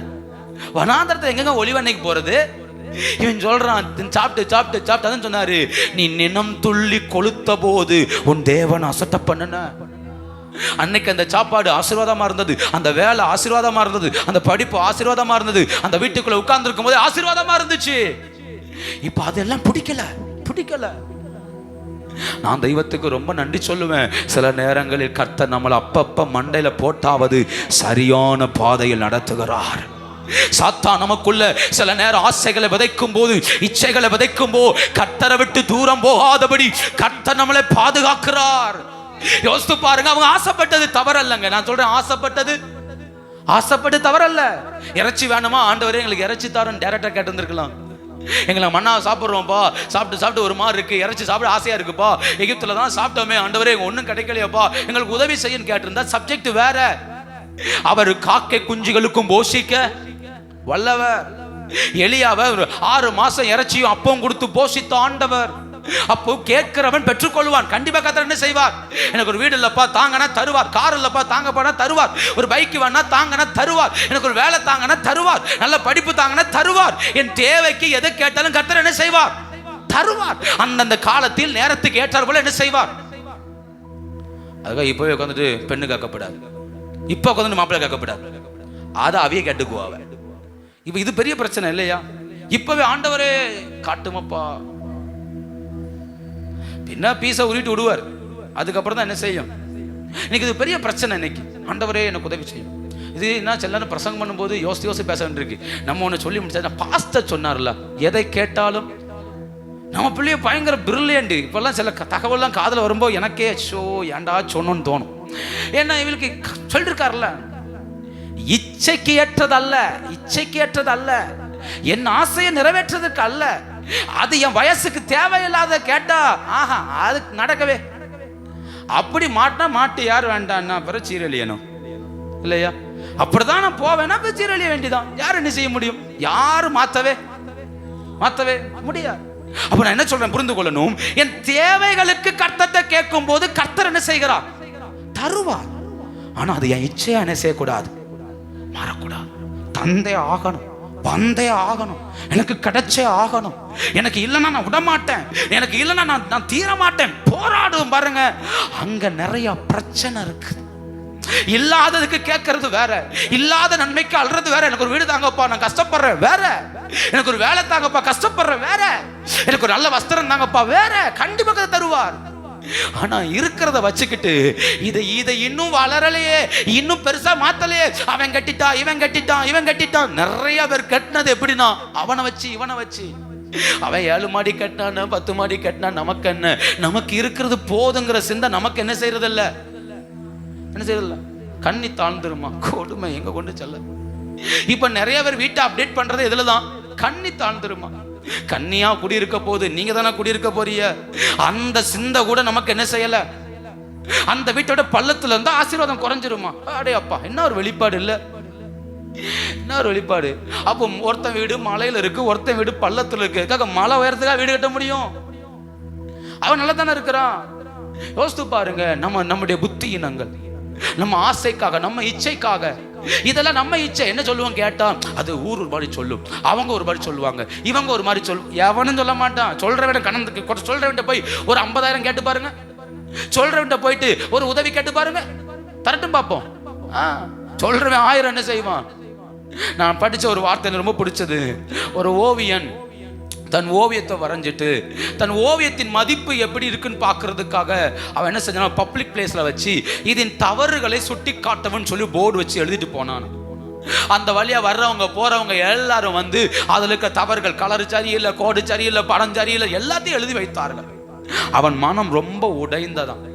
அந்த வழியா வந்த ஒருத்தர் சொன்னாரா, தம்பி நீ ஏன் இவ்வளவு வருத்தப்படுற, அந்த வார்த்தை கொஞ்சம் மாத்தி எழுது, இதில் இருக்கிற தவறுகளை யாராவது சரி செய்யுங்கள் என்று எழுதி வை பார்ப்போம் அப்படின்னாராம். உடனே இந்த போர்டில் அழிச்சிட்டு இதில் இருக்கிற தவறுகளை வருகிறவர் யாராவது ஒருவர் சரி செய்யும் என்று சொன்னவோ அதை கீழே எல்லாரும் எழுதினாங்களாம், இந்த படத்தை போல வேறொரு படமே இல்லை. ஏன்? சரி செய்ய எவனும் வரமாட்டான், குறை சொல்ல 1000 பேர் என்ன செய்வான். சரி செய்ய ஆள் கிடையாது. ஏன்னா சரி செய்ய கர்த்தரால மட்டும்தான் முடியும். இருதயத்துல தெய்வத்தை அசட்டை பண்ணக்கூடாது. நான் தான் ஆரம்பத்துல சொன்ன, நடத்தி வந்த கர்த்தர் என்ன செஞ்சிடக்கூடாது, என்னை கழுகு தன் குஞ்சுகளை சுமப்பது போல சுமந்து வரார்ல, என் தேவையை சந்திக்க மாட்டாரா? கழுகு தன் குஞ்சுகளை சுமப்பது போல நடத்துற ஆண்டவருக்கு என் தேவை புரியாதா, என்னுடைய காரியம் புரியாதா? கண்டிப்பா நடத்துவார். வனாந்தரத்தில் எனக்கு இன்னது தேவை என்பதை இவங்க ஜோமனியா கால் வீங்காம இருந்துச்சு, இவங்க ஜோமனியா வஸ்திரம் பழசாகாம இருந்துச்சு இல்லையே, காலு வீங்கல வஸ்திரம் பழசாகலையே, அதுக்காக இவங்க உபவாசம் பண்ணல, ஜோம் பண்ணலையே, கர்த்தர்லாம் கூட இருந்து நடத்தினார். இவர்களை தொட சாத்தானுக்கு ஆண்டவர் அனுமதியை கொடுக்கலையே 40 வருஷத்துல. இவர்களை கண்டு அமலேக்கன் பயப்படுறான், மோவாப் தேசம் பயப்படுது. அன்னைக்கு இருந்த நாட்டிலேயே மிகப்பெரிய பயங்கரமான ராஜாக்கள் பாசானின் ராஜாவாகிய ஓக், சீஹோன், அவங்களை ஈஸியா ஜெயிச்சாங்களே. அப்போ நடத்துறாருல்ல, நடத்துற ஆண்டவர் என் கூட இருப்பார் என்கிற நம்பிக்கை நமக்குள்ள இல்லைன்னா ஆபத்து, ஆபத்து. சரிங்க, அழுதாங்கல்ல, கர்த்தர் கோவம் வந்தது. சரி, உன் மனசுல பிரச்சனைக்காக அழைச்சோன்னா இதுக்கு பேசாம எகிப்திலே இருந்திருக்கலாம்னு சொல்ற அளவுக்கு என்ன செஞ்சாங்க, அழுதாங்க. அதனால கர்த்தர் என்ன பண்ணார், மறுநாள் காலையிலிருந்து காடைகளை அள்ளி தீட்டினார். அந்த காடை எவ்வளவு இருந்துச்சுன்னா, வலதுபுறத்துல ஒரு நாள் பிரயாண தூரம், இடதுபுறத்துல ஒரு நாள் பிரயாண தூரம். அப்படின்னா இந்த பக்கம் ஒரு 24 கிலோமீட்டர், இந்த பக்கம் ஒரு 24 கிலோமீட்டருக்கு. எவ்வளவு உயரம் தெரியுமா? ஆமே, 2 முழம் உயரம் இருக்கு. கிட்டத்தட்ட 3 அடி, கிட்டத்தட்ட 3 அடி. 3 அடி உயரத்துக்கு இப்ப எது கிடக்குது, எது கிடக்குது? காடை. இவங்க என்ன பண்ணாங்க தெரியுமா? 11ஆம் அதிகாரத்துக்கு வாங்க, இவங்க பண்ண வேலையை மட்டும் பாருங்க. 11ஆம் அதிகாரத்துல 32 வாஸ்து பாருங்க. பகல் முழுவதும் ரா முழுவதும் மறுநாள் முழுவதும் காடைகளை சேர்த்தார்கள். கொஞ்சமாய் சேர்த்தவன் 10 ஓமர். சொல்லுங்க, கொஞ்சமாய், கொஞ்சமாய். கொஞ்சம் எடுத்தவனே எத்தனை ஓமர் எடுத்தானா? தமிழ் பைபிள்ல 10 ஓமர் இருக்கு, ஆனா இங்கிலீஷ் பைபிள்ல ஹோமர் அப்படின்னு இருக்கு. அப்படின்னா ஓமர் அளவு வேற, ஹோமர் அளவு வேற. நான் அது என்னன்னு சொல்றேன்னு, 10 ஓமர், இந்த வார்த்தையின் படி நான் பேசுறேன். 10 ஓமர் எடுத்தவன் இருக்கிறதுல பிச்சைக்காரன். இருக்கிறதுல பிச்சைக்காரன் எத்தனை எடுத்திருக்கான்? 10 ஓமர் என்ன செஞ்சிருக்கிறான், எடுத்திருக்கிறான். கணக்கு பார்த்துருவோமா? நான் ஒரு கணக்கு சொல்லட்டுமா? ஹோமர் அப்படிங்கிறது, ஓமர் அப்படின்னா ஒரு ஓமர் அப்படின்னு இது வந்து ஒரு இது ஒரு ஓமர்னு வச்சுக்கோங்களேன். இது அந்த டம்ளர் எட்டோரியாமா, ஒரு நிமிஷம், அந்த டம்ளர் எட்டோரியா, இதை ஓமர்னு வச்சுக்கோங்க, இதை ஹோமர்னு வச்சுக்கோங்க. சரியா? இது யாத்திராகமம் 16ஆம் அதிகாரத்தில் வந்த ஓமர். ஒரு நாளைக்கு ஒரு வீட்டுக்கு 1 ஓமர் அளவு மண்ணா என்ன செய்யணும், எடுக்கணும். இவ்வளவுதான் எடுக்கணும் வச்சுக்கோங்களேன். என்னாகும் 11ஆம் அதிகாரத்தில் வந்தது ஹோமர், அது இன்னும் பெருசு. இது வந்து 2.2 அப்படின்னா ஒரு 2 கிலோ பிடிக்கும். எத்தனை கிலோ பிடிக்கும்? 2 கிலோ பிடிக்கும். 200 கிலோ பிடிக்கும். என்னாகும் 11ஆம் அதிகாரத்தில் வந்த ஒரு ஓமர்ங்கிறது 200 கிலோ என்ன செய்யும், பிடிக்கும். நல்லா புரிஞ்சுக்கோங்க. மன்னாவை எடுத்தது எத்தனை கிலோ தான்? ஒரு நாளைக்கு 2 கிலோ தான். ஏன்னா 2.2 லிட்டர் அப்படின்னு தான் இருக்குது. ஒரு அவ்வளவுதான் எடுக்கணும். ஆனா இந்த 11ஆம் அதிகாரத்தில் சொன்னால ஹோமர், அது பயங்கரம். 10 ஓமர் அப்படின்னா கிட்டத்தட்ட என்ன கணக்கு சொல்றாங்க தெரியுமா? 2200 லிட்டர் அப்படிங்கிறாங்க. 2200 லிட்டர் அப்படின்னா கிட்டத்தட்ட 1500 இருந்து 1800 கிலோ. 1500 இருந்து 1800 கிலோ. யோசித்து பாருங்க, பிச்சைக்காரன் வீட்டுல காடை எவ்வளவு கிடக்கு? 1800 கிலோ, 1.5 டன். யார் வீட்டுல? இருக்கிறதுல குறைய எடுத்துருவோம்ல அவன் வீட்டுல. 10 ஓமர். நான் ஒரு கணக்கு கேட்டு பார்த்தேன். எப்படி தெரியுமா? சாதாரண ஒரு காடை 150 கிராம் இருக்குமா, ஒரு காடை 150 கிராம். அப்படின்னா அந்த 10 ஓமர் எடுத்தான்ல, அவன் வீட்டுல எத்தனை காடை இருந்திருக்கும் தெரியுமா? 10,000 காடை இருந்திருக்குமா. எத்தனை காடை? 10,000 காடை. ஆசைய பத்திலா விதைச்ச உடனே போய் போய் போய் போய் அள்ளி குமிச்சிட்டு எடுத்து எடுத்து தின்னாம் பாருங்க. அது தின்னு தெவட்டி பல்லுக்குள்ள இருக்கும்போ கர்த்தர் அடித்தார், கர்த்தர் அடித்தார். நான் சொல்றது புரியுதா? ஆசீர்வாதம் வாதையாய் மாறின இடம். கோபத்தில் கொடுக்கிற எல்லாமே ஆசீர்வாதமாய் வரவே வராது. கர்த்தர் எரிச்சல தர எந்த ஆசீர்வாதமும் ஆசீர்வாதமாய் வராது, வராது. யோசித்து பாருங்க. ஒருத்தன் சாதாரண ஒருத்தன் 10,000 காடைய வீட்டுக்கு முன்ன குமிச்சு வச்சிருப்பான்னா பிரபுக்கெல்லாம் என்ன செஞ்சிருப்பாங்க?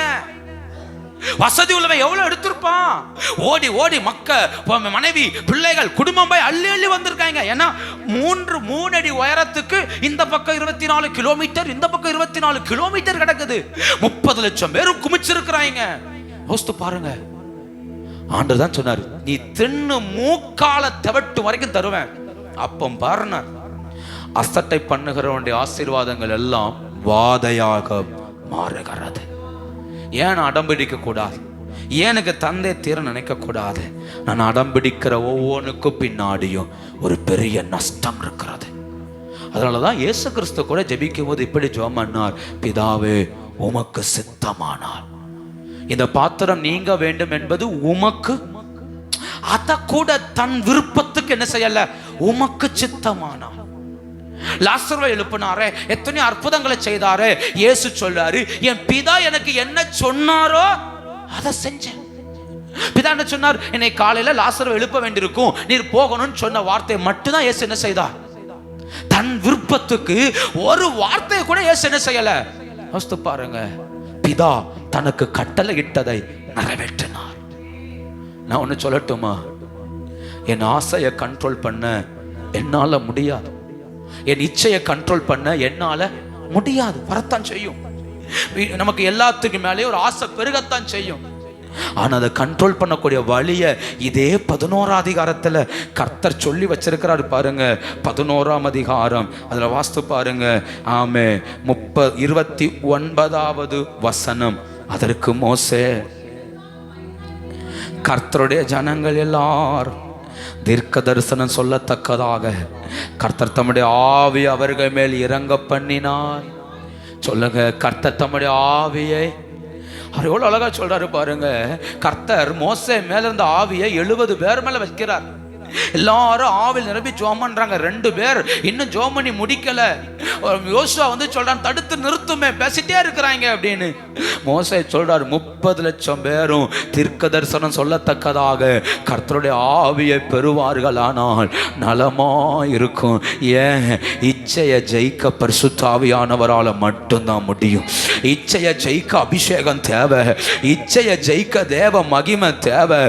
ஆவியானவர் யாருக்குள் செயல்படுகிறாரோ அவர்களால தான் இச்சையை ஜெயிக்க முடியும். அதனால தான் இன்னைக்கு இருக்கிற உலகம் விழுந்து போகிறது, ஆசையில விழுந்து போகிறது. ஆமா, யோசித்து பாருங்க.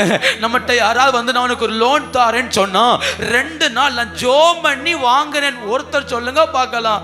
நான் 5 நாள் ஜோம் பண்ணி வாங்கினேன்னு சொல்லுங்க பார்க்கலாம். நம்ம வந்ததுக்கெல்லாம் வாங்குறோம், வந்ததுக்கெல்லாம் ஓடுறோம். எல்லாம் கர்த்தர் தந்தது, எல்லாம் கர்த்தர் தந்தது, எல்லாம் கர்த்தர் தந்தது. நேத்து தான் ஜோம் பண்ண, வாய்ப்பு வந்துருச்சு. நேத்து தான் ஜோம் பண்ண, இந்த வந்துருச்சு. என்னைக்குமே அது தேவனால் வந்ததான் என்ன செய்யல, யோசிக்கல. ஏன்னா நமக்குள்ள ஆவியானவர் செயல்படல. அவர் செயல்பட்டா அவர் நிதானிக்கிறவர். அவர் உட்கார்ந்து யோசிக்க வைப்பார். புத்தி உள்ளவன் கணக்கு பார்க்க வசனம் இருக்கா? புத்தி உள்ளவன் அவர் சொல்லி தருவார். உன் வருமானம் இவ்வளவுதானே, இதுக்கு மேல நீ வாங்கினா கட்ட முடியுமா, உன்னால செய்ய முடியுமா, இதை நம்புறியே, இப்படி நடக்குது, யோசித்து பாரு. இது எல்லாத்தையும் காட்டி தருவார். ஏன்னா பரிசுத்த ஆவியானவர் என்னை சிக்கலில் சிக்க விடுகிறவர் அல்ல. என் ஆசைக்கு அவர் எதிரி அல்ல. ஆனால் நான் சிக்குவதை விரும்பாதவர். நான் வாஞ்சிப்பதை நிறைவேற்றுகிறார். நான் ஆசைப்படுவதை அவர் நிறைவேற்றுகிறார். ஏன்? நான் வாஞ்சிப்பது இன்னைக்கு நடக்காம இருக்கலாம், என்னைக்கோ ஒரு நாள் கண்டிப்பா என்ன செய்வார்? கர்த்தர் செய்வார். இல்லையா? செய்வார். என் பிள்ளைக்கு நல்ல படிப்பு வேணும்னு ஆசைப்படுறது தவறல்ல. கண்டிப்பா கர்த்தர் என்ன செய்வார்? தருவார்.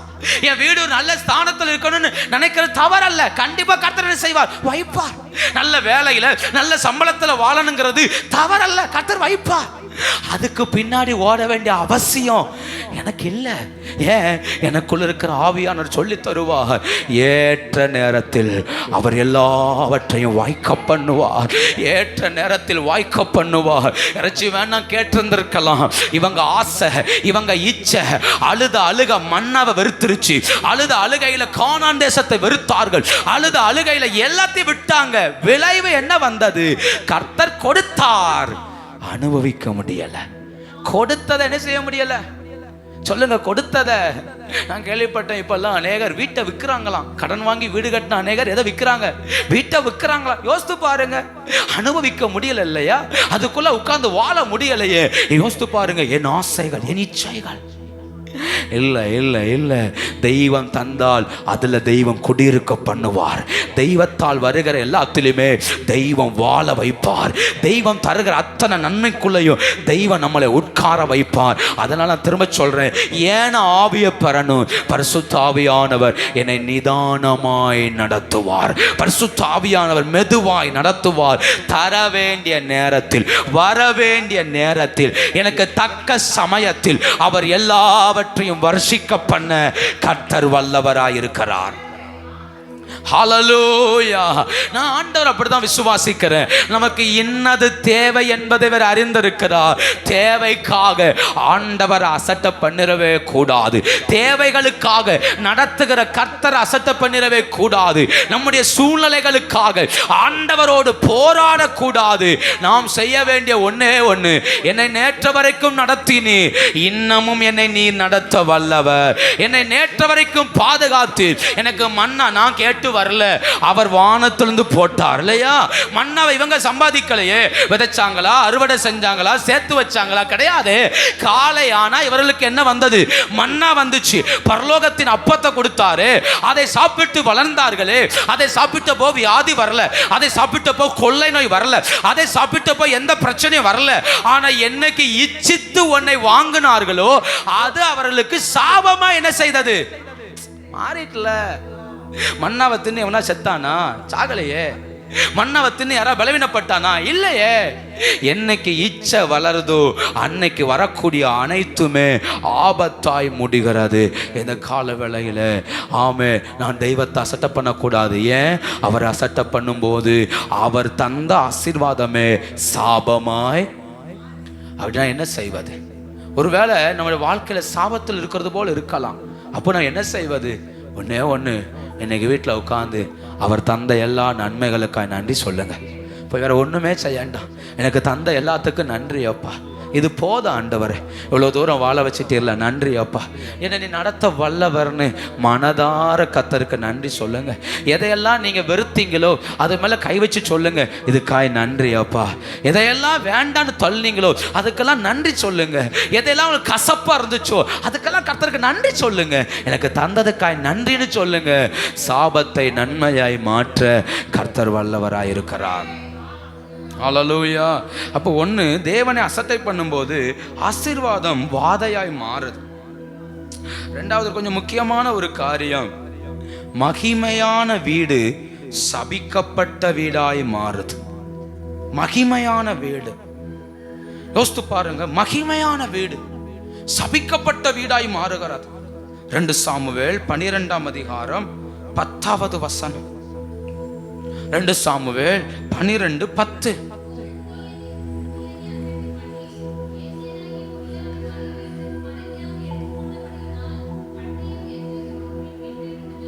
பட்டயம் என்றைக்கும் உன் வீட்டை விட்டு, சொல்லுங்க, பட்டயம் என்றைக்கும் உன் வீட்டை விட்டு விலகாது. மகிமையான வீடு, தாவீதின் வீடு மகிமையான வீடு. ஒரு நாள் இந்த வீட்டில் உட்கார்ந்துதான் ஆண்டவருக்கு ஆலயத்தை கட்டணும்னு நினைச்சான். அன்னைக்கு கர்த்தர் இறங்கி வந்து சொன்னார், தாவீதே, நான் உனக்கு ஒரு வீட்டை கட்டுவேன், நீ எனக்கு ஆலயம் கட்ட வேண்டாம், உன்னை ஆசீர்வதிப்பேன், உன் வீட்டில் ஆசீர்வாதம் தங்கிருக்குன்னு சொன்னார். அந்த மகிமையான வீடு சாபம் மாற என்ன காரணம்? தாவீது தேவனுடைய வார்த்தையை அசட்டை பண்ணினான். அவர்கள் தேவனுடைய நன்மையை அசட்டை பண்ணி தேவைகளுக்காக, இச்சைக்காக அழுது நன்மையை தீமையாய் மாத்திட்டாங்க.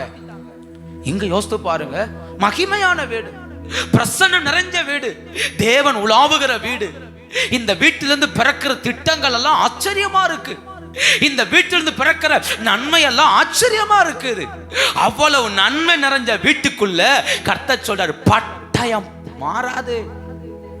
ஒரு சரித்திர ஆசிரியர் இப்படி எழுதி வைத்திருக்கிறார், இந்த பட்டயம் மரியாள் இடத்துல சிமியோன் சொல்றாருல்ல, ஒரு அம்பு உன் ஈரலை பிளந்து போகும், அது வரைக்கும் அந்த பட்டயம் ஊடுருவினது அப்படிங்கிறார். அப்ப இந்த குடும்பத்துக்குள்ள ஒரு மிகப்பெரிய பட்டயத்தை, ஒரு சாபமாய் கர்த்தர் வைக்கிறார். யோசித்து பாருங்க, இந்த வீடு எவ்வளவு மகிமையான வீடு, எவ்வளவு பிரசன்னத்துல நிறைஞ்சிருந்த வீடு. இப்போ மகிமை அளந்து போச்சு. காரணம், எதை அசட்டை பண்ணினான்? தேவனுடைய எச்சரிப்பின் வார்த்தைய. எச்சரிப்பின் வார்த்தை ரொம்ப ரொம்ப முக்கியம். நான் சொல்ற வார்த்தை நல்லா புரிந்து கொள்ளுங்கள். ஒரு ரோட்ல நம்ம போறோம், ரோட்ல போர்டு இருக்குது, வலது பக்கம் திரும்பவும் சொல்லுது, நேரா போக வேண்டாம்னு சொல்லுதுன்னா அதை புரிந்து கொண்டு வலது பக்கம் என்ன செய்யணும்? திரும்பலன்னா கண்டிப்பா அங்க ஒரு பிரச்சனை என்ன செய்யுது? காத்திருக்குது. அவர் ஏன் எச்சரிக்கிறார்? அவர் ஏன் நம்மளை திருப்பி விடுகிறார்? அவர் ஏன் சில கடின பாதையில் நடத்துகிறார்? ஏனென்றால் அப்ப நான் புரிந்து கொள்ள வேண்டும், இது தெய்வம் என்னை ஏதோ ஒரு மகிமையான வழியில் நடத்துவதற்காக திருப்புகிறார். அதை புரிந்து கொண்டு விட வேண்டியதை விடணும், ஆமே, தள்ள வேண்டியதை தள்ளணும். ஆமே, கர்த்தரோடு ஐக்கியமாக வேண்டிய நேரத்தில் கர்த்தரோடு என்னவாயிரணும்? ஐக்கியமாயிரணும். கர்த்தர் எச்சரித்தார். அந்த வார்த்தை அப்படிதான் இருக்குது. 9ஆம் வசனத்தை என்னை திரும்ப திரும்ப யோசிக்க வைத்த வார்த்தை, அவருடைய வார்த்தையை நீ அசட்டை பண்ணினது என்ன? அவர் சொன்னார்ல, அவரோட பேசினார்ல, அவ்வளவு சொன்ன பிறகும் உனக்கு எப்படி துணிகரமா மீறின? யோசித்து பாருங்க. அப்போ நம் துணிகரமாய் செய்கிற தவறுகள் நாம் மீறும் போது நம்முடைய வாழ்வுல எதையெல்லாம் இழக்கிறோம் தெரியுமா? ஒரு 5 காரியம் சொல்லட்டுமா? நம்பர் 1, இந்த வீட்டுக்குள் கேவலம் வந்தது. இந்த வீட்டுக்குள் கேவலம், அந்த வார்த்தை அப்படியே இருக்கு, கேவலம். வாசித்து பாருங்க, 12ஆம் அதிகாரம் 15ஆம் வசனம்.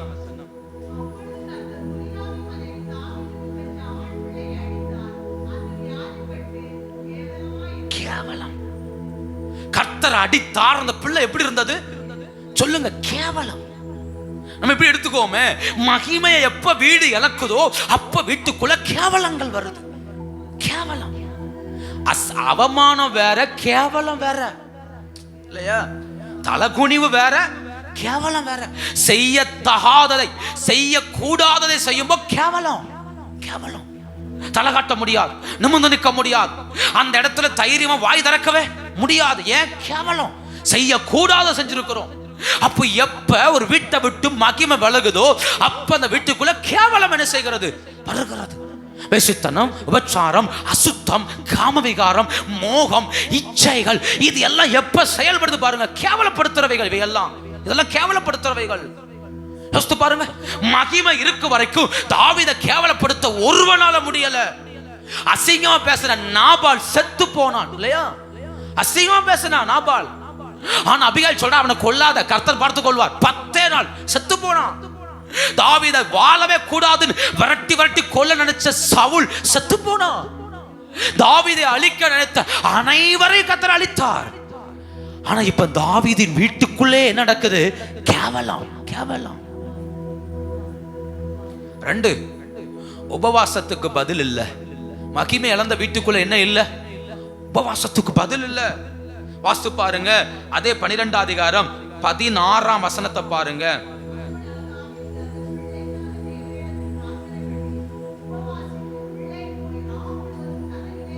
பதினெட்டாம் வசனம், 7ஆம் நாளில் பிள்ளை செத்து போயிற்று.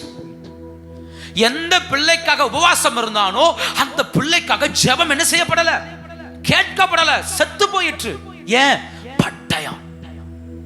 நான் திரும்ப சொல்ற வார்த்தை புரிந்து கொள்ளுங்கள். நீங்களும் நானும் ஏன் தேவனுடைய வார்த்தையை அசட்டை பண்ணக்கூடாது? ஏனென்றால் அவருடைய வார்த்தையை நான் அசட்டை பண்ணும் போது என் உபவாசங்கள் விருதாவாய் போகிறது. விருதாவாய். உபவாசம் விருதாவாய் போகக்கூடாது, ஜெபம் விருதாவாய் போகக்கூடாது. வீட்டுக்குள்ள உட்கார்ந்து ஜெபிக்கிற ஜெபங்கள், வீட்டுக்குள்ள உட்கார்ந்து ஆராதிக்கிற ஆராதனைகள் வெறுமையாய் போகக்கூடாது. ஏன்னா ஜெபங்கள் தேவ சமூகத்தில் மாற்றத்தை உண்டாக்கணும். உண்டாக்கணும். உண்டாக்கணும். தானியேல் ஜெபம் பண்ணா பதில் வரல. 21 நாள் ஆகி ஜெபம் முடியல. திடீர்னு பார்த்தா கேப்ரியல் வந்து நிக்கிறான். ஏன்பா லேட்னா அவன் சொல்றான், வானத்துல அந்த அந்த அந்த சத்துரு என்ன கீழே வர விடல, மிகாவேல் தூதன் வந்து யுத்தம் பண்ணினான். பாருங்க, ஒருத்தனுக்கு பதில் கொடுக்கிறதுக்காக கர்த்தர் யுத்தம் பண்ணினார். ஆனா ஒருத்தன் ஜெபத்தை கேட்கவே கூடாதுங்கிறதுக்காக காது அடைத்துக் கொண்டார். கேவலம். அடுத்த பிள்ளை செத்து போயிட்டு உபவாசத்துக்கு பதில் என்ன செய்யல. 3வது, அந்த வீட்டுக்குள் இச்சையின் ஆவி பரவ ஆரம்பித்தது. அந்த வீட்டுக்குள் என்ன பரவ ஆரம்பித்தது? இச்சையின் ஆவி. 13ஆம் அதிகாரம் 1ஆம் வசனம்.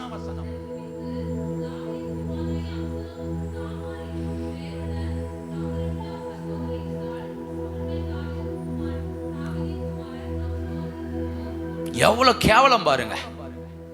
சொந்த சகோதரி மேல மோகம் கொண்டான்.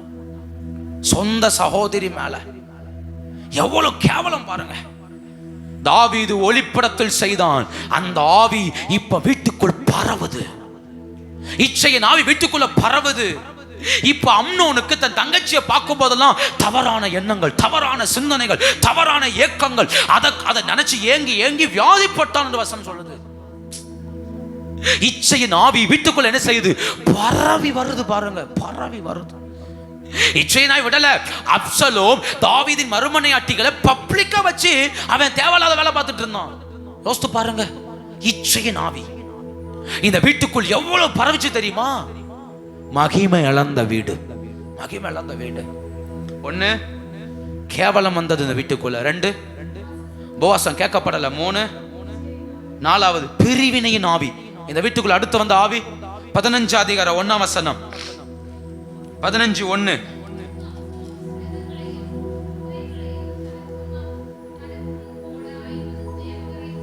பாத்தீங்களா?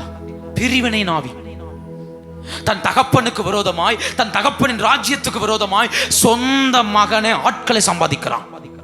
சொந்த மகனை பிரிவினை உருவாக்குறான். வீடு 2 பிரியுது.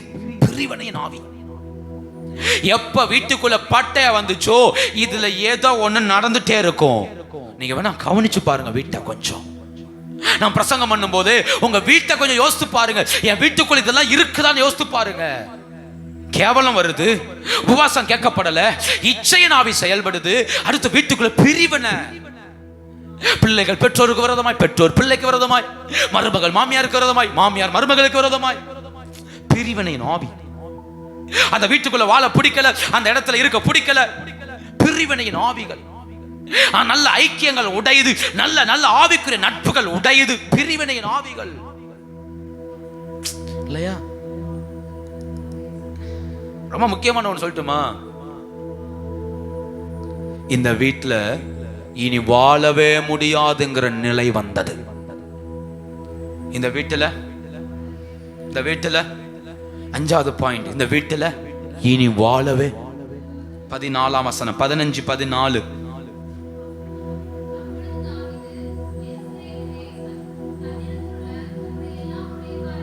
எழுந்து ஓடி போவோம், அப்சலோமுக்கு தப்ப. அவ்வளவுதாங்க. மகிமையா வாழ்ந்த வீடுங்க.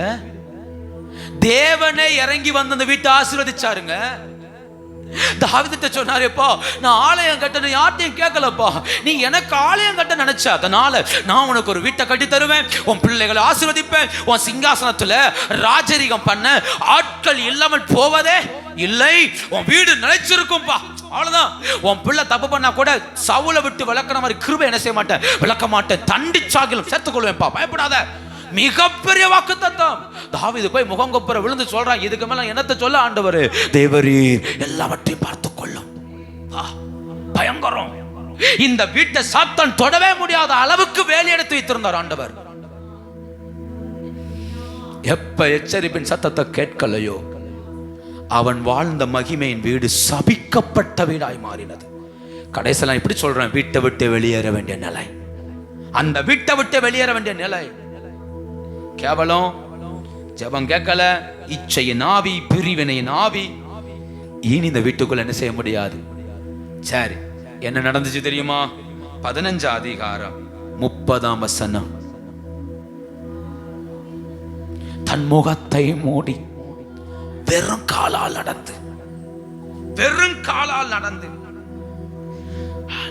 என்ன காலால் பேசுங்க? என்ன காலால்? இவன் தன் பாதரட்சி அவிழ்த்து போட்டவன் அல்ல. ஏன்னா தாவீது யுத்த வீரன். எந்த நேரமும் ஆயத்தமா இருக்கிறவன் தாவீது. யுத்த வீரன் தன் பாதரட்சியை கழட்டி போட மாட்டான், கவனமா இருப்பான்.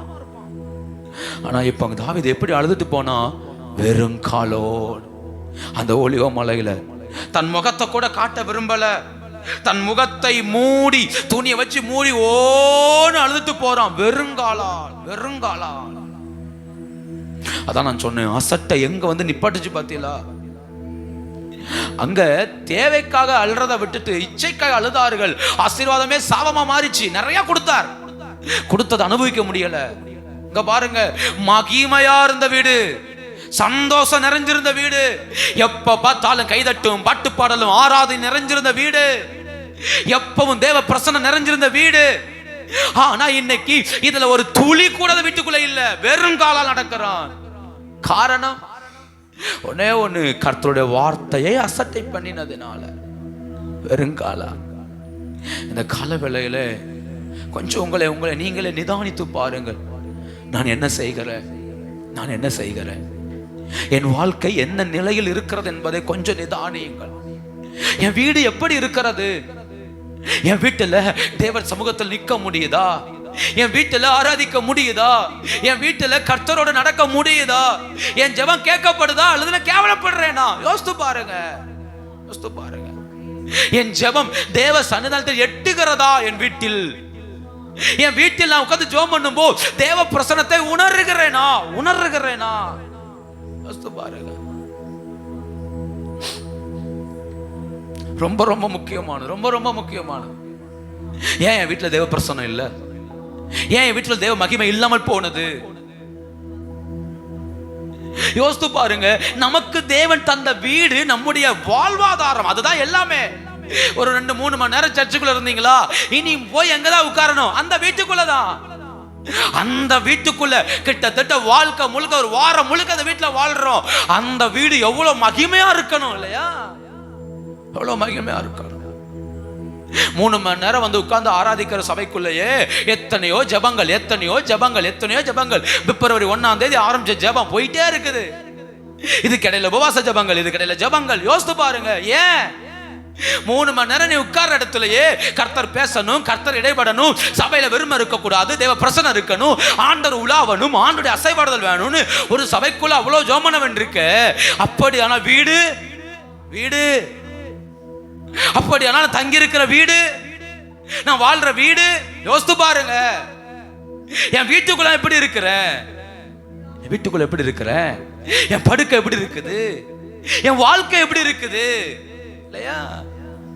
தாவீது எந்த வீட்டில இருந்து கர்த்தர் ஆராதிச்சானோ இப்ப அந்த வீட்டை விட்டு வெளியே சரிங்க, வீட்டை தான் விட்டான்னு பார்த்தா 15ஆம் அதிகாரத்துல பாருங்க, 25வது வசனத்துல ராஜா சாதோக்கை நோக்கி, தேவனுடைய பெட்டியை நகரத்துக்கு கொண்டு போ, கர்த்தருடைய கண்களில் எனக்கு கிருபை கிடைத்தால் நான் அதையும் அவர் வாசஸ்தலத்தையும் பார்க்கிறதுக்கு என்னை திரும்ப வர பண்ணுவார். உன்மேல் எனக்கு பிரியமில்லை என்பாராகில் இதோ இங்க இருக்கிறேன், அவர் தமது பார்வைக்கு நலமானபடி.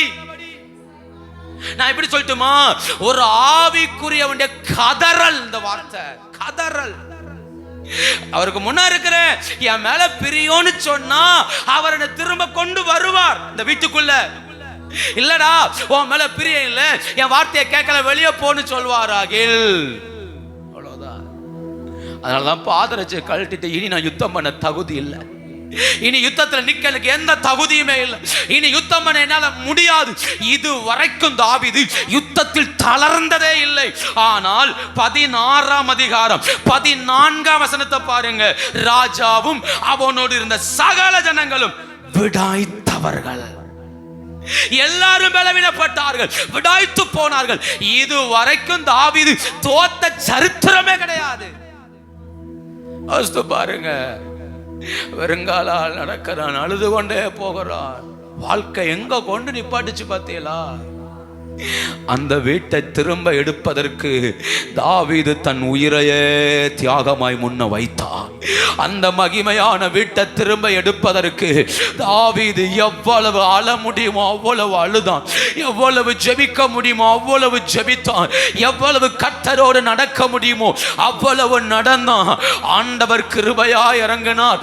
அப்சலோம் தோற்கடிக்கப்பட்டான், ராஜ்யம் திரும்ப கிடைத்தது. ஆனா ஒண்ணு தெரியுமா, ராஜ்யத்துக்கு வந்த நாள் முதற்கொண்டு மரிக்கும் வரையிலும் தாவீது செய்த ஒரே வேலை, ஆலயத்தை கட்டுவதற்கான அனைத்து காரியங்களையும் தாவீது வடிவமைக்க ஆரம்பித்தான். அவன் எப்ப காட்டிலிருந்து வீட்டுக்கு வந்தானோ அன்னிலிருந்து அவன் செய்த ஒரே வேலை, லேவியர்கள் என்ன செய்யணும், ஆசாரிகள் என்ன செய்யணும், யார் பாட்டு பாடணும், யார் துதிக்கணும், யார் இசை வாசிக்கணும், யார் வசனம் வாசிக்கணும், யார் பொக்கிஷங்களை சேர்த்து வைக்கணும், யார் சம்பளம் கொடுக்கணும், யார் வாசலை பூட்டணும், ஆலயத்தின் ஸ்ட்ரக்சர் எப்படி இருக்கும், ஆலயம் எப்படி கட்டப்படணும், இந்த முழு காரியத்திற்காகவும் தன் ஜீவியத்தையே தாவீது அர்ப்பணித்தான். தன் ஜீவியத்தையே. இப்ப அப்சலோம் ஒரு வித்தையை காட்டினாம்ல, இதே போல தாவீது சாகும் போது அதோனியா ஒரு வித்தையை காட்டினான். அதோனியா எழும்பி அவன் தன்னை ராஜாவாக்கும்படி நின்னப்போ தாவீது அன்னைக்கு பயப்படல. இப்ப பயந்து ஓடுனா, ஆனா அன்னைக்கு பயப்படல. எழும்பி உட்கார்ந்து சாலமோனை தன் சிங்காசனத்தில் ராஜாவை அமர வைத்து இவனே இஸ்ரவேலின் ராஜா என்று அறிவித்தான். அன்னைக்கு அதோனியா நடுங்கனான். அப்சலோமுக்கு பயந்து ஊரை விட்டு ஓடின தாவீது அதோனியாவை கண்டு பயப்படல. ஏன்? இப்ப வீட்டுக்குள்ள மகிமை இருக்கு, இப்ப வீட்டுக்குள்ள தேவ பிரசன்னம் இருக்கு, இப்ப வீட்டுக்குள்ள அபிஷேகம் இருக்கு. ஏன்? தன் பக்கத்துல ஒரு பெண்ணு படுத்திருக்கா, தனக்கு அனல் உண்டாக்கும்படி அவளை தொடவே இல்லை தாவீது. அவளை தொடவே இல்லை. அபிஷாக்கை அவன் அறியாதிருந்தான் பைபிள் இருக்குது. ஏன்? அவனுக்குள்ள இருந்த மகிமை. சரீரம் தான் அனல் இல்ல, ஆவி அனலா இருந்துச்சு. சரீரம் அனல் இல்ல, சரீரத்துல பலவீனம், போர் வச்சு மூடுனா அனல் ஆகல. அதனால ஒரு பெண்ணை கொண்டு விட்டாங்க. அவ கட்டி பிடிச்சு உட்கார்ந்து இருக்கிறா, அந்த சூட்ல வாழ்றான். ஆனா பாவம் அவனுக்குள் எழும்பவே இல்லையே, எழும்பவே இல்லையே. அசுத்தம் எண்ணங்கள் வரவே இல்லையே, இச்சை வரவே இல்லையே. ஏன்? இப்ப தாவீது ஒரு நாளைக்கு 7 தரம் அல்ல, 24 மணி நேரமும் தேவ பிரசன்னத்தில் வாழ்கிறான். இப்ப தாவீது அதை உடைக்க நினைத்தான். மகிமை இழந்த வீடு, கேவலம் நிறைந்த வீடு, ஜெபம் கேட்கப்படாத வீடு, பிரிவினை நிறைந்த வீடு, இச்சையின் ஆவிகள் நிரம்பின வீடு, அந்த வீட்டை சரிப்படுத்த நினைத்தான். தேவ மகிமையில வாழ்ந்தான். யோசித்து பாருங்க, யோசித்து பாருங்க. தாவீது இழந்தது சாதாரணமானது அல்ல. அதான் ஆரம்பத்தில் சொன்னேன், அசட்டை பண்ணுகிறவன் தெய்வத்தை அசட்டை பண்ணுகிறான். தம்பி தங்கச்சி வாலிபத்தில் இருக்கிறோம், அசட்டை பண்றது பெரிய விஷயம் அல்ல, தூரப்பட்டு போறது பெரிய விஷயம் அல்ல. அம்மா அப்பா பார்க்க மாட்டாங்க, பாஸ்ட் பார்க்க மாட்டாங்க, யாரும் பார்க்க மாட்டாங்க. ஆனா அசட்டை பண்ற ஒவ்வொரு நிமிஷமும் நாம் தேவ திட்டத்தை உடைக்கிறோம் என்பதை மறக்க கூடாது. அதனை திரும்ப எடுக்கிறதுக்கு சில நேரம் தியாகங்கள் பண்ண வேண்டியிருக்கும், தியாகம் பண்ண வேண்டியிருக்கும். இன்னைக்கு ஜாலியா இருக்கும், இன்னைக்கு சந்தோஷமா இருக்கும், இன்னைக்கு சிரிப்பா இருக்கும். ஆனா ஒரு நாள் உட்கார்ந்து ஐயோ நான் இதுல சிக்கிட்டேனேன்னு சொல்லும்போ அன்னைக்கு தியாகம் பண்ண வேண்டியிருக்கும், தியாகம் பண்ண வேண்டியிருக்கும். இந்த கால வேளையில நம்முடைய வீடுகள் மகிமை இழந்துடக்கூடாது. வாலிப நாட்கள் இருக்கிறீங்க, வாலிபத்துல மகிமை இழக்க கூடாது, வாலிபத்துல அந்த பராக்கிரமத்தை இழக்கவே கூடாது. தெய்வ சமூகத்துல நிக்கணும். ஒவ்வொரு நாளும் கர்த்தர் நடத்துற பாதையில ஓடணும், ஓடணும். பாருங்க, மகிமை இழந்த வீடு, மகிமை இழந்த வீடு. இந்த வீடு இவ்வளவு மகிமை இழந்துச்சே, ஆனா அந்த மகிமைக்காக தாவீது பட்ட பாடுகள் தெரியுமா? எப்பவுமே இழக்கிறது ஈஸி, சம்பாதிச்சு வைக்கிறது எவ்வளவு கஷ்டம் தெரியுமா? ஒரு 10 லட்சம் ரூபாய் கொண்டு போய் ஒரு காரை வாங்குறோன்னா ஒரு செகண்ட் அவ்வளோதான், போனோம் ஒரு காரை வாங்கினா வீட்டுக்கு வந்துட்டோம். ஆனால் அந்த 10 லட்சத்தை உண்டாக்குறதுக்கு எத்தனை நாள் பிரயாசப்படணும்? தாவீதுடைய ஆரம்ப சின்ன வயசுல இருந்தே காத்த மகிமை, சின்ன வயசுல இருந்தே போராடி போராடி போராடி போராடி ஒரு 37, 38, 40 வயசுன்னு வச்சுக்கோங்களேன், ஒரு 40 வயசு வரைக்கும் ஏக தேசம் விவரம் தெரிஞ்ச காலத்துல இருந்து காத்த மகிமை. ஒரே ஒரு அசட்டையில டக்கு டக்கு டக்கு டக்கு டக்குன்னு எல்லாம் போச்சு. ஒரே ஒரு அசட்டை, ஒரே ஒரு அசட்டை. அதான் நான் அப்பவே சொன்னேன், பரிசுத்த ஆவியானவர் நிதானமாய் மெதுவாய் நடத்துகிறவர். கொஞ்சம் உட்கார்ந்து கேட்கணும், ஆவியானவர் நான் என்ன செய்யட்டும், என் பாதை கொஞ்சம் சரியில்லை, என்ன செய்யட்டும், என் சிந்தை சரியில்லையே, எண்ணங்கள் சரியில்லையே, இது சும்மா தேவையில்லாத ஆசைகள், தேவையில்லாத இச்சைகள், தேவையில்லாத விருப்பங்கள், தேவையில்லாத வீட்டுல சண்டை, தேவையில்லாத புலம்பல், தேவையில்லாத வருது, என்ன செய்யட்டும்? நிதானிக்கணும், நிதானிக்கணும். வீட்டுக்குள்ள கொஞ்சம் நிதானிக்கணும். சும்மா சும்மா சண்டை வருதா? நிதானிக்கணும். ஏன்?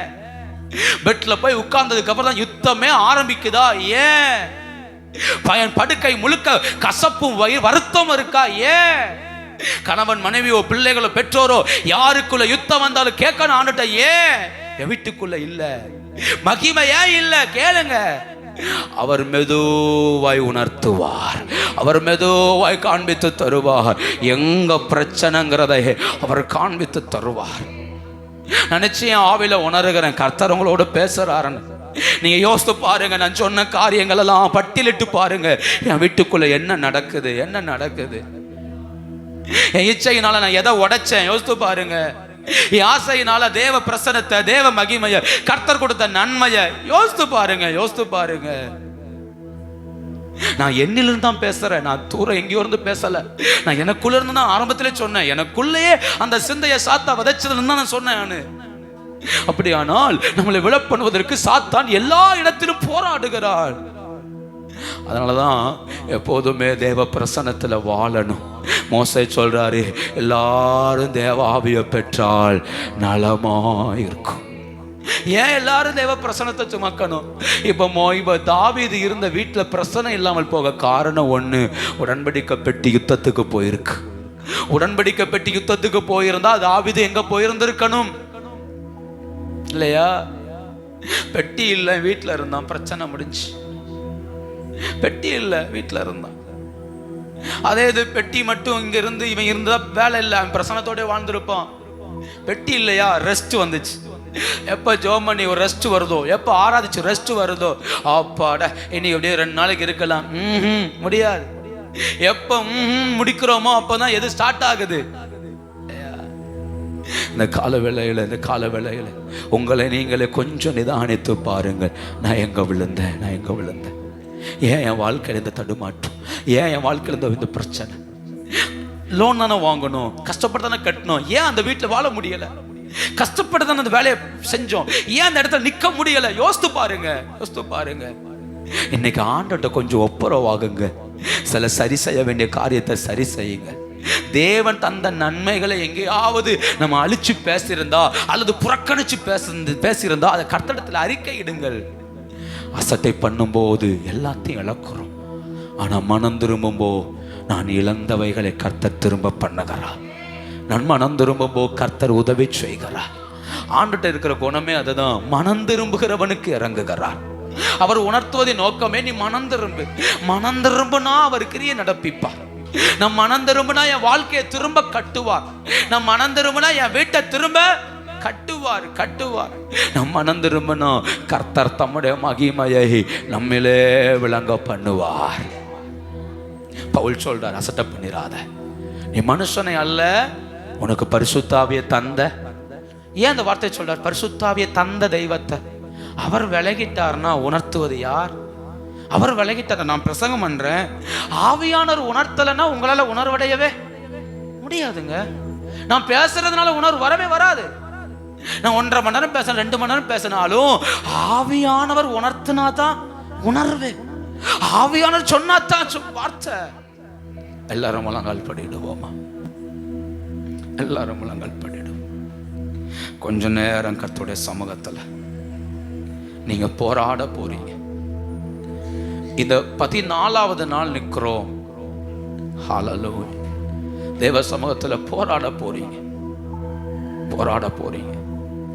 கொஞ்சம் ஜெபிக்க போறீங்க ஆண்டவர்கிட்ட. கொஞ்சம் ஆண்டவரோட ஒப்புரவாக போறீங்க. என் சத்தத்தில் அல்ல, நீங்க கொஞ்சம் கர்த்தரோட பேசணும். உண்மையில ஆவியானவர் எனக்குள்ள இந்த வார்த்தைகளை பலமாய் பாரப்படுத்துறத நான் உணர்கிறேன். நம்முடைய குடும்பங்கள் மகிமை இழந்து கிடப்பது ஏன்? நம்முடைய குடும்பங்கள் மகிமை இழந்து கிடப்பது ஏன்? நம்முடைய வீடுகள் மகிமை இழந்து கிடப்பது ஏன்? கொஞ்சம் ஜெபம் பண்ணுவீங்களா? கொஞ்சம் கர்த்தரோட பேசுவீங்களாமா? கொஞ்சம் கர்த்தரோட இடைப்படுங்க. ஆண்டவர் நல்லவர், அவர் நம்மளோடு பேசுகிறார். எனக்கு இந்த வார்த்தை தான் ரொம்ப என்ன பாரப்படுத்துது. நம்முடைய வீடுகள் ஏன் மகிமை இழக்கணும்? நம்முடைய வீடுகள் ஏன் மகிமை இழக்கணும்? நம்முடைய வீட்டுக்குள்ள ஏன் அந்த சண்டை, ஏன் அந்த வருத்தம், ஏன் அந்த கேவலம்? சில சொல்றது தெரியுமா, நான் ஜோமனா கூட என்னால ஜோமனவே முடியல, என் வீட்டுக்குள்ள ஜோமனவே முடியலன்னு சொல்றோம் தெரியுமா? இப்ப ஆண்டோட ஜோம் பண்ணுங்க. எத்தையுமே பார்க்காதீங்க. தேவ சமூகத்துல ஒப்பு கொடுத்து ஜோம் பண்ணுங்க. உண்மை அப்படியே ஒத்துக்கொண்டு ஜோம் பண்ணுங்க. முடியலன்னா முடியலன்னு சொல்லுங்க. பிரச்சனை இல்லைன்னா பிரச்சனை இல்லைன்னு சொல்லுங்க. வீட்டுக்குள்ள சமாதானம் இல்லைன்னா சமாதானம் இல்லைன்னு சொல்லுங்க. வீட்டுக்குள்ள ஐக்கியம் இல்லைன்னா ஐக்கியம் இல்லைன்னு சொல்லுங்க. வீட்டுக்குள்ள தெய்வத்தை ஆராதிக்க முடியலன்னா முடியலன்னு சொல்லுங்க. ஆண்டவர் எனக்கு சரிப்படுத்த வல்லவர், கர்த்தர் சரிப்படுத்த வல்லவர். வாலிப தம்பி தங்கச்சிலாம் ஜெபம் பண்ணணுமா? வாய் திறந்து ஜெபிக்கணும். உன் வாழ்க்கைய மகிமையற்றதா நீயா மாத்தணும். உன் ஜீவியத்தை மகிமையற்றதா நீயா மாத்தணும். எல்லாரும் வாய் திறந்து ஜெபம் பண்ணுங்க பார்க்கலாம். எனக்கு உதவி செய்யுங்கப்பா. எங்கேயோ ஒரு இடத்துல அசட்டை பண்ணிட்டோம், எங்கேயோ ஒரு இடத்துல அசட்டை பண்ணிட்டோம், எங்கேயோ ஒரு இடத்துல அசட்டை பண்ணிட்டோம். எங்கேயோ ஒரு இச்சையினால கர்த்தர் கொடுத்த நன்மைகளை ரொம்ப பேசிட்டோம்ல. ஏதோ ஒரு இச்சை வந்ததுனால தெய்வம் தந்த வீட்டை அலட்சியமா நினைச்சிட்டோம்ல. தெய்வம் தந்த குடும்பத்தை, தெய்வம் தந்த வேலை, தெய்வம் தந்த நன்மைகளை அலட்சியமா நினைச்சிட்டோம்ல. ஜெபம் பண்ணுங்க, மன்னிங்கப்பா, மன்னிங்கப்பா, மன்னிங்கப்பா. சத்தம் உயர்த்தி ஜெபம் பண்ணுவீங்களா? வெக்கமே படாதீங்கம்மா, வெக்கமே படாத தம்பி தங்கச்சி, வெக்கமே படாத. கர்த்தர்ட்ட ஜெபம் பண்ணுங்க, கர்த்தர்ட்ட ஜெபம் பண்ணுங்க. நான் உண்மையிலே மனம் உடைஞ்சாக்கும் இந்த காலவேளை பிரசங்கிக்கிறேன். ஆவியானவர் நம்மளை பாரப்படுத்துகிறார், பாரப்படுத்துகிறார். எவ்வளவு தூரம் அலட்சியம் பண்ணுவோம், எவ்வளவு தூரம் தூக்கி தூர போடுவோம் ஆண்டவரை. எவ்வளவு தூரம் கர்த்தர் நமக்கு நன்மை தந்த போதிலும் அந்த நன்மையில சந்தோஷப்படாம இருப்போம். ஜெபம் பண்ணுங்க, ஜெபம் பண்ணுங்க. என்ன மன்னிங்கப்பா, என்ன மன்னிங்கப்பா, என்ன மன்னிங்கப்பா, என்ன மன்னிங்கப்பா. இல்லையாம்மா, ஈஸியா சொல்றோம்ல, உன்னை கல்யாணம் பண்ணதுனாலதான் என் வாழ்க்கை நாசமா போச்சுன்னு. ஈஸியா சொல்றோம்ல, உன் வீட்டுக்கு வந்ததுனாலதான் என் வாழ்க்கை நாசமா போச்சுன்னு. ஈஸியா சொல்லிடுறோம்ல, இந்த மனுஷன் என்னைக்கு கட்டணும் அன்னைக்கு என் வாழ்க்கை தொலைஞ்சு போச்சுன்னு. இல்லையா? ஈஸியா சொல்றோம்ல, இவ என் வாழ்க்கையில வந்தா என் வாழ்க்கைய நாசமா போச்சுன்னு. ஈஸியா சொல்றோம்ல. ஆண்டோட ஜெபம் பண்ணுங்க, ஆண்டோட ஜெபம் பண்ணுங்க. உனக்கு தெரியாது, நீ நினைச்சிருந்தா கூட வாழ்க்கை அமைஞ்சிருக்காது. வாழ்க்கையை அமைத்தது கர்த்தர், வாழ்க்கையை அமைத்தது கர்த்தர், வாழ்க்கையை தந்தது கர்த்தர். ஈஸியா சொல்றீங்களே, இந்த பிள்ளைய பெத்ததுக்கு சும்மா இருந்திருக்கலான்னு. ஈஸியா சொல்றல்ல, இந்த அம்மா அப்பாவுக்கு பிறந்ததுக்கு வேற எங்கேயாவது பிறந்திருக்கலான்னு. ஈஸியா சொல்றல்ல. கர்த்தர் சொல்றார், கர்த்தர் நம்மளோட பேசிட்டே இருக்கிறாரு. மனம் உடைஞ்சு ஜெபம் பண்ணுங்க, மனம் உடைஞ்சு ஜெபம் பண்ணுங்க. என்ன மன்னிங்கப்பா, என்ன மன்னிங்கப்பா, என்ன மன்னிங்கப்பா. நான் சொல்ல சொல்ல அப்படியே ஜெபம் பண்ணிருங்க, ஜெபம் பண்ணிருங்க. ஈஸியா சொல்றல்ல, இந்த வீட்டில் வாழ்றதை விட எங்கேயாவது போயிடலான்னு. ஈஸியா சொல்றோம்ல, இந்த குடும்பத்தில் இருக்கிறத விட எங்கேயாவது போயிடலான்னு. ஈஸியா சொல்றோம்ல, இந்த வேலையில இருக்கிறத விட செத்து போயிடலான்னு. ஈஸியா சொல்றோம்ல, செத்து போயிடலான்னு. எத்தனை தடவை வாயில அறிக்கையிடுறோம், செத்து போயிடலாம், செத்து போயிடலான்னு. ஆண்டோட்டு ஜெபம் பண்ணுங்கம்மா. இதெல்லாம் அவரை உடைக்கிற வார்த்தைகள், அவரை உடைக்கிற வார்த்தைகள், அவரை அசட்டை பண்ணின வார்த்தைகள். அவர் சொல்றாரு, ஏய், உனக்குள்ள இருக்கிற என்ன நீ ஏன் உடைச்ச? இன்னைக்கு கர்த்தர் நம்மகிட்ட கேட்கிறாரு, உன் கூட இருக்கிற என்ன நீ ஏன் உடைக்கிற? என்ன நீ ஏன் உடைக்கிற? உனக்கு நன்மை நடக்கலங்கிறதுக்கா என்ன ஏன் உடைக்கிற? கழுகு தன் குஞ்சுகளை சுமப்பது போல நான் சுமந்ததை நீ நினைக்கலையா?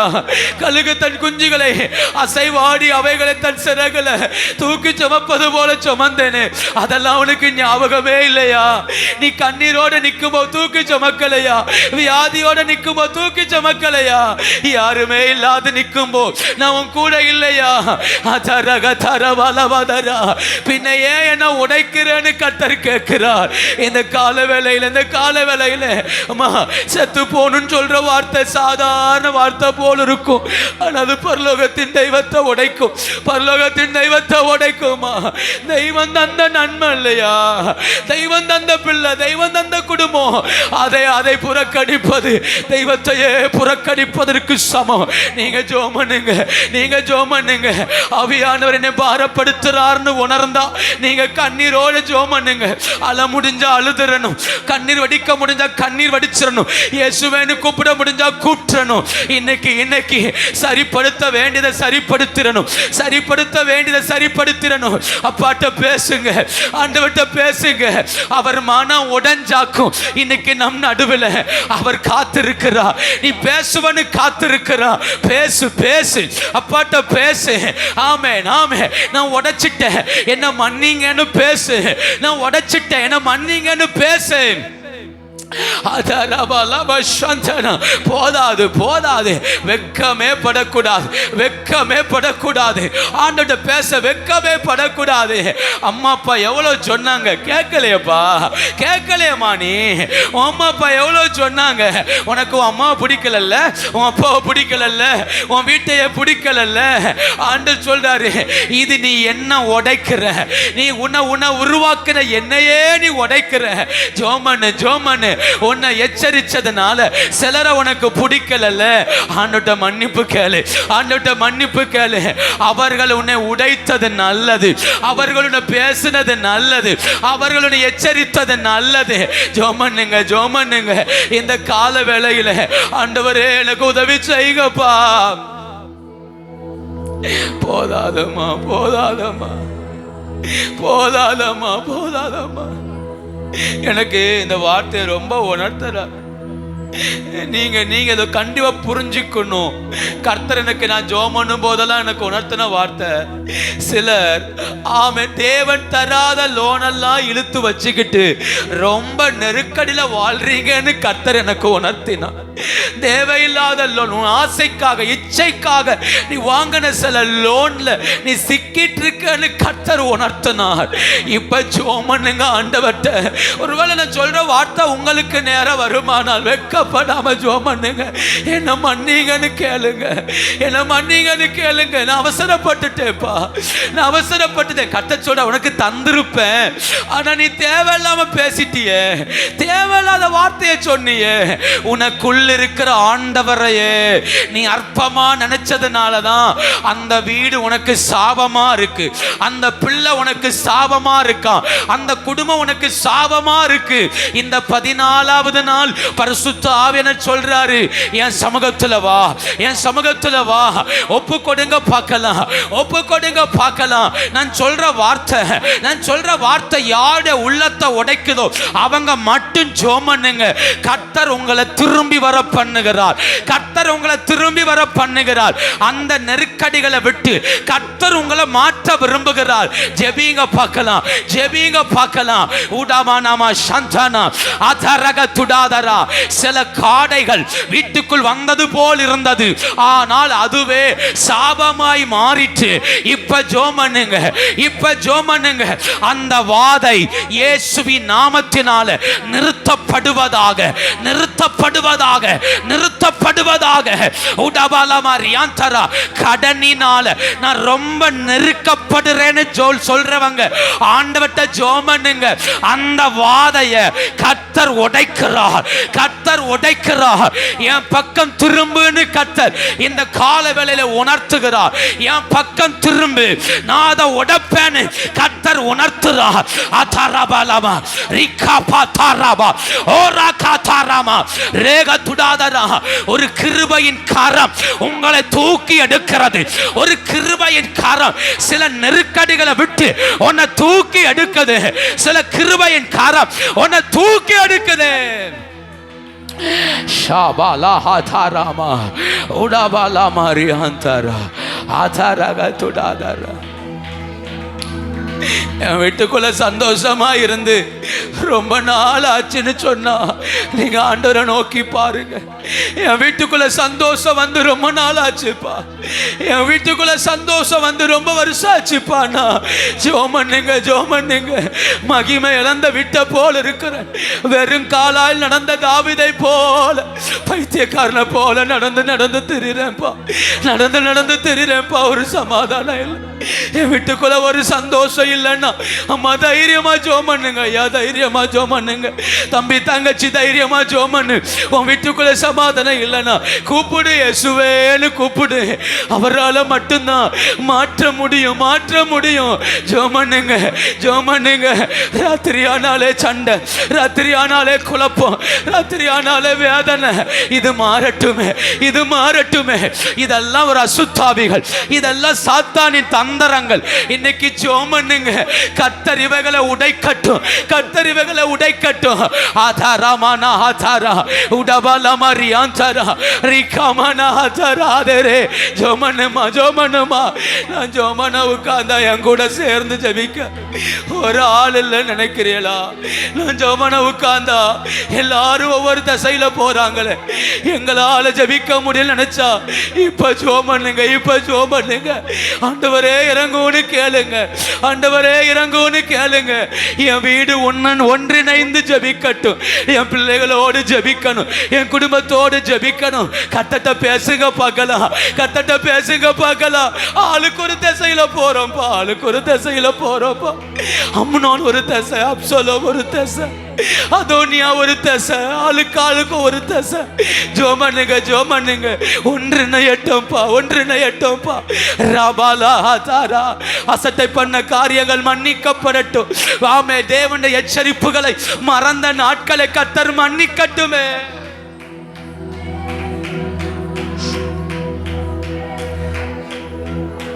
நீ ஏன் படிக்கிற இடத்துல கேவலப்படணும்? நீ ஏன் படிக்கிற இடத்துல கேவலப்படணும்? வாலிபத்துல ஏன் நீ கேவலப்படுற? தேவனுடைய எச்சரிப்புகளை மறந்தாயோ? தேவனுடைய எச்சரிப்புகளை விட்டாயோ? கர்த்தருடைய எச்சரிக்கும் போதெல்லாம் அவரை விட்டு தூரம் போனாயா? தம்பி தங்கச்சியெல்லாம் வாய் திறந்து ஜெபிக்கணும். நான் யாரையும் கட்டாயப்படுத்த மாட்டேன்னு ஆண்டவர் என்ன கட்டாயப்படுத்த வைக்க விரும்பல. நான் பேசுற வார்த்தைகள் உள்ளத்தை தொடுமானால் மட்டும் ஜெபம் பண்ணுங்க. கர்த்தர் தொடுவானால் மட்டும் ஜெபம் பண்ணுங்க. கேவலப்படுவது கேவலப்படுவது சாத்தானுடைய கிரியை, கேவலப்படுத்துவது சாத்தானுடைய கிரியை. நீ ஏன் கேவலமா இருக்க?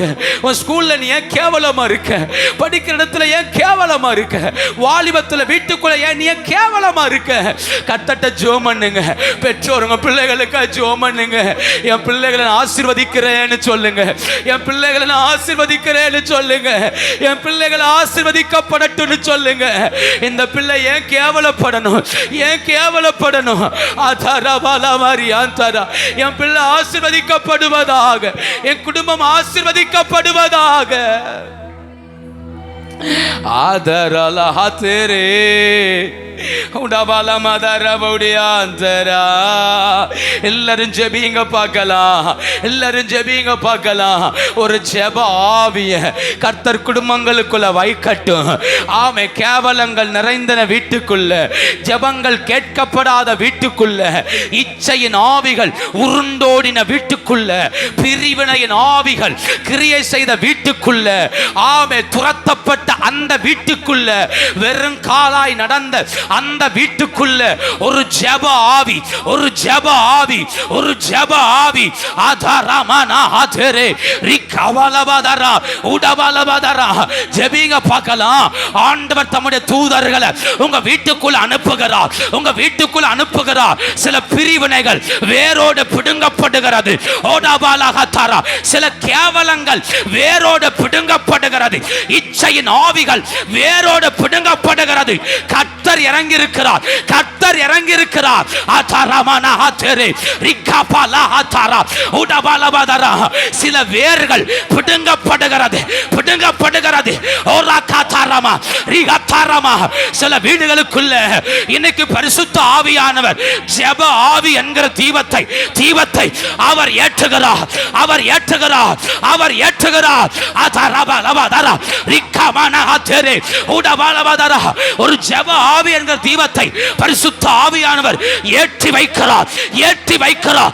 அணைந்து கிடந்த சில வீட்டுக்குள்ள ஜெப ஆவியை கர்த்தர் ஏற்றி வைக்கிறார். அல்பரா பௌடாதாரா ரேகத்துடா ரிக்கமானதரா அத்தரபலதரா. ஜெபிங்க பார்க்கலாம், ஜெபிங்க பார்க்கலாம். ஆதாரக துடமனதரா ரிக்கபாலா ஹதரே ரேக துடபலபௌடி ஆந்தரா. தேவ தூதர்கள் ஏறுகிறதையும் இறங்குகிறதையும் இனி அந்த வீட்டுக்குள்ள உங்கள் கண்கள் காண்பதாக, காண்பதாக. ஆதாரமனதரா ஒரு ஏணி எல்லா வீடுகளுக்குள்ளேயும் வைக்கப்படுவதாக, வைக்கப்படுவதாக. ஆதாரபலா ஹதரா தாரா ரிக்கமானதரா. இன்னைக்கு இன்னைக்கு இன்னைக்கு இன்னைக்கு ஒரு ஏணி ஆதேரே மாலாஹா தாரா சபிக்கப்பட்ட அந்த வீட்டுக்குள்ள பரலோக ஏணி இனி ஜெபங்கள் தேவ சமூகத்தில் ஏறெடுக்கப்படுவதாக. உடமானாமா ஷக்கபாலபாதரா ரிக்கபாலஹாதாரா ஆதாரகனதரா ஓரகதாரமா. ஜெபிங்க பார்க்கலாம். ஒரு அக்கினியை கர்த்தர் போடுகிறார். இப்போதே பற்றி பிடிக்கட்டும். இப்பவே பற்றி பிடிப்பதாக. உடபாலபாதரா ரிக்கமானதரா ஓரகதாரா ரிகந்தானதரமா ரிகத்துடபால வெறும் காலோடு அலைந்த உன் கால்களில் ஒரு அக்கினி பற்றி பிடிப்பதாக. சில கால்களில் பரிசுத்தாவின் அக்கினி இறங்குது. பரிசுத்தாவின் அக்கினி சில கால்களில் இந்த பகல் ஜெபிக்கிறவங்க ஜெபிங்க. கால்களில் ஒரு அக்கினி தழல். வெறும் காலோடு அலைந்து திரிந்த உன் கால்கள் அக்கினியா ஒரு பாதரட்சை போடப்படுகிறது.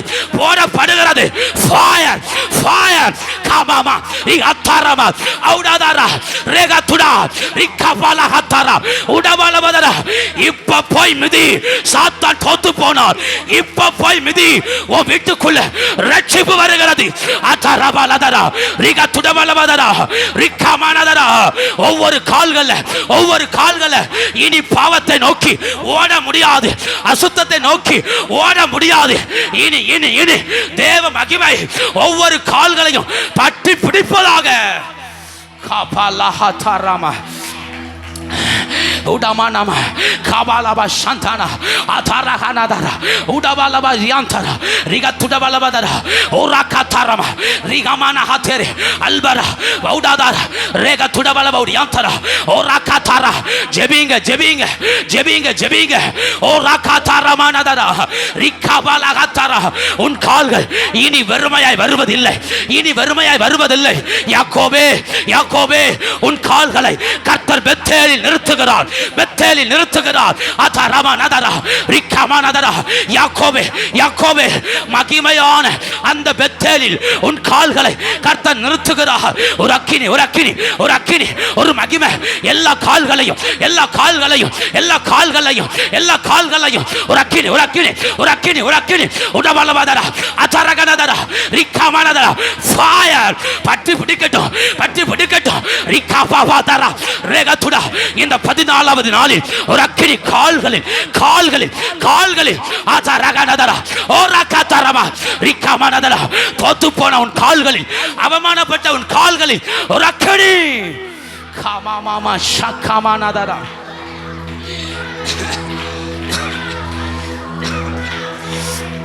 kabalahtarama udabalaba shakabalabadara ataraga tudabalabadara rikamanamada rega tudabalaba udiyantara ataraganadara rikamana துதிங்க எந்த இச்சையின் ஆவி வீட்டுக்குள் செயல்பட்டதோ தாவீது அந்த வீட்டுக்குள் மிதித்தான். அந்த வீட்டுக்குள் வந்தா இச்சையின் ஆவி தரமட்டமானது. ஜெபிங்க பார்க்கலாம். அதரபலபதரா. எங்க பிரிவினை வந்ததோ, எங்க போராட்டம் வந்ததோ, இனி உங்கள் கால்கள் படுகிற இடங்கள்ல தேவ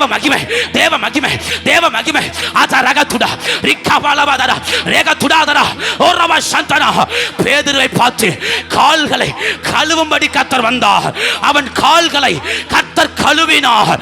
இந்த பகல் சில கால்கள் கழுவப்படுகிறது. ஓடபாலபாதரா. மகிமையை சுமக்கும்படி சில கால்கள் கழுவப்படுகிறது. அதரகதுடாதரா ரிக்கமனமதரா. ஜெபிங்க. கர்த்தருடைய அக்கினி பாலமாய் இறங்கி இருக்கு. தேவ அக்கினி பாலமாய் இறங்கி இருக்கு. சில கால்கள் இந்த கால வேளையில் கழுவப்படுகிறது. வாதையை கண்ட கால்கள், பலவீனத்தை கண்ட கால்கள், சில அசுத்தாவிகள் உங்கள் கால்களை விட்டு வெளியேறுகிறது. உன்னை முழங்கால் படிட விடாத சில அசுத்தாவிகள் இப்ப இப்ப இப்ப இப்ப அந்த கால்களை விட்டு வெளியேறுவதாக. Kabalaba shakamana madara ataraga tudabala madara rikamana mariantara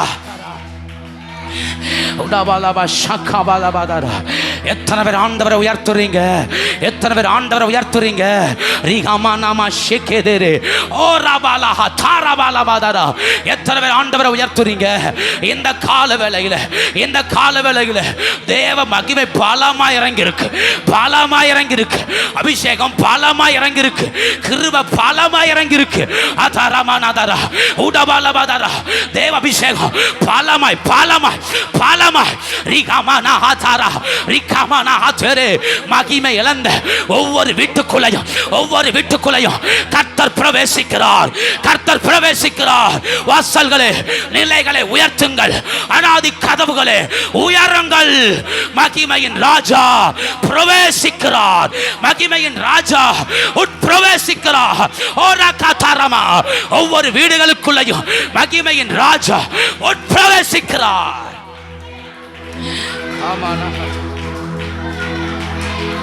Shabala Udabala Shakabala Atara Hatara Udabala Marianta Rehatara Manadara.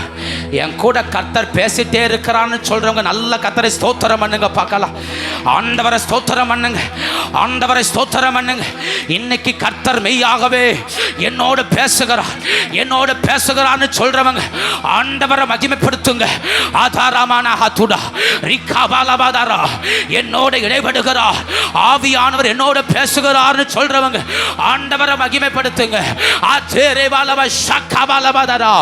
ஆண்டவர் பெரியவர்.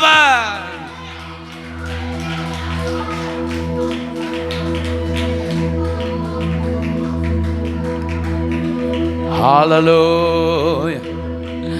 தகப்பன் வீட்டில் கொண்டு சேர்த்திடுவார், தகப்பன் வீட்டில் கொண்டு சேர்த்திடுவார். கரம் உயர்த்தி நம்புவேன், உங்களை மட்டும் நம்புவேன்பா. நம்பு சொல்லுங்க. நம்புவேன் தீவரை நம்புவேன், நம்புவேன். சொல்லுங்க. தகப்பன் வீட்டில், தகப்பன் வீட்டில் கொண்டு சேர். சொல்லுவோமா? தகப்பன் கொண்டு சேர்த்திடுவா. நம்பு நான் உமை மட்டும் நம்புவேன்பா. நம்புவேன். சொல்லுங்க. நம்புவே நம்பு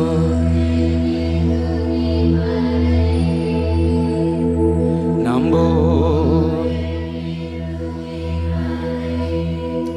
மெய்யாகவே கர்த்தர் நம்மளோடு இடைபடுகிறார். அவர் நம் நடுவில் வாசம் பண்ணுகிறார். ரெண்டு கரம் உயர்த்தி ஒரே ஒரு வார்த்தை சொல்லுங்க. என்னை நடத்துகிறதுக்காக நன்றி அப்பா, என்னை நடத்துறதுக்காக நன்றி அப்பா, என்னை நடத்துறதுக்காக நன்றி அப்பா. சொல்லுங்களேன். என்னை நடத்துறதுக்காக நன்றி அப்பா. நான் நினைச்சது போல இல்லை, ஆனா நீர் நினைச்சது போல நடத்துறீங்க. நான் நினைச்சது போல இல்லப்பா, ஆனா நீங்க என்ன நினைச்சீங்களோ அப்படியே நடத்துறீங்கப்பா. அப்படியே நடத்திருங்கப்பா, அப்படியே நடத்திருங்கப்பா. என்னை சிக்கலில் சிக்க விட்டுறாதீங்கப்பா. இன்னைக்கு ஒப்பு கொடுத்துருங்க. இனி சிக்கலில் சிக்க விட்டுறாதீங்கப்பா. என் ஆசை, என் இச்சையில என்னை சிக்க விட்டுறாதீங்கப்பா.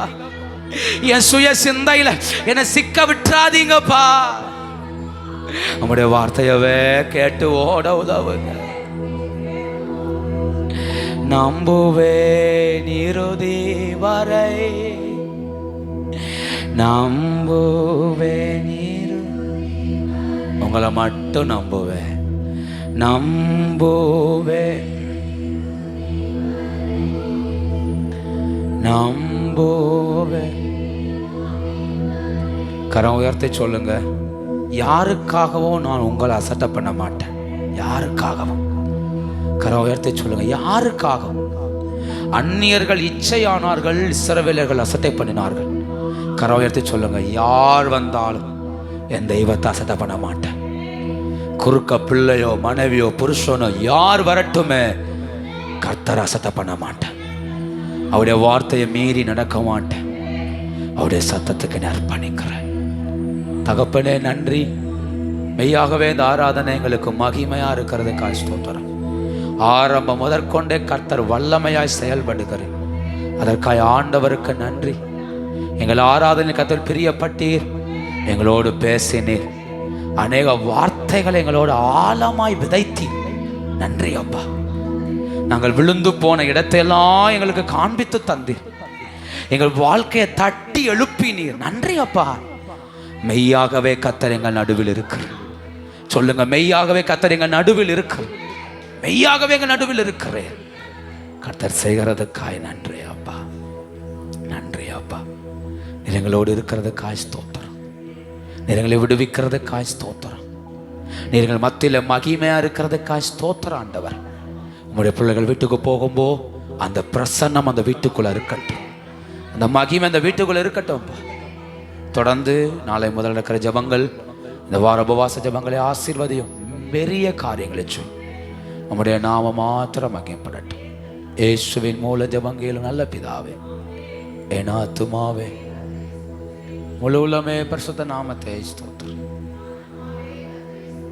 அவர் செய்த சகல உபகாரங்களை மறவாதே. ஆமென்.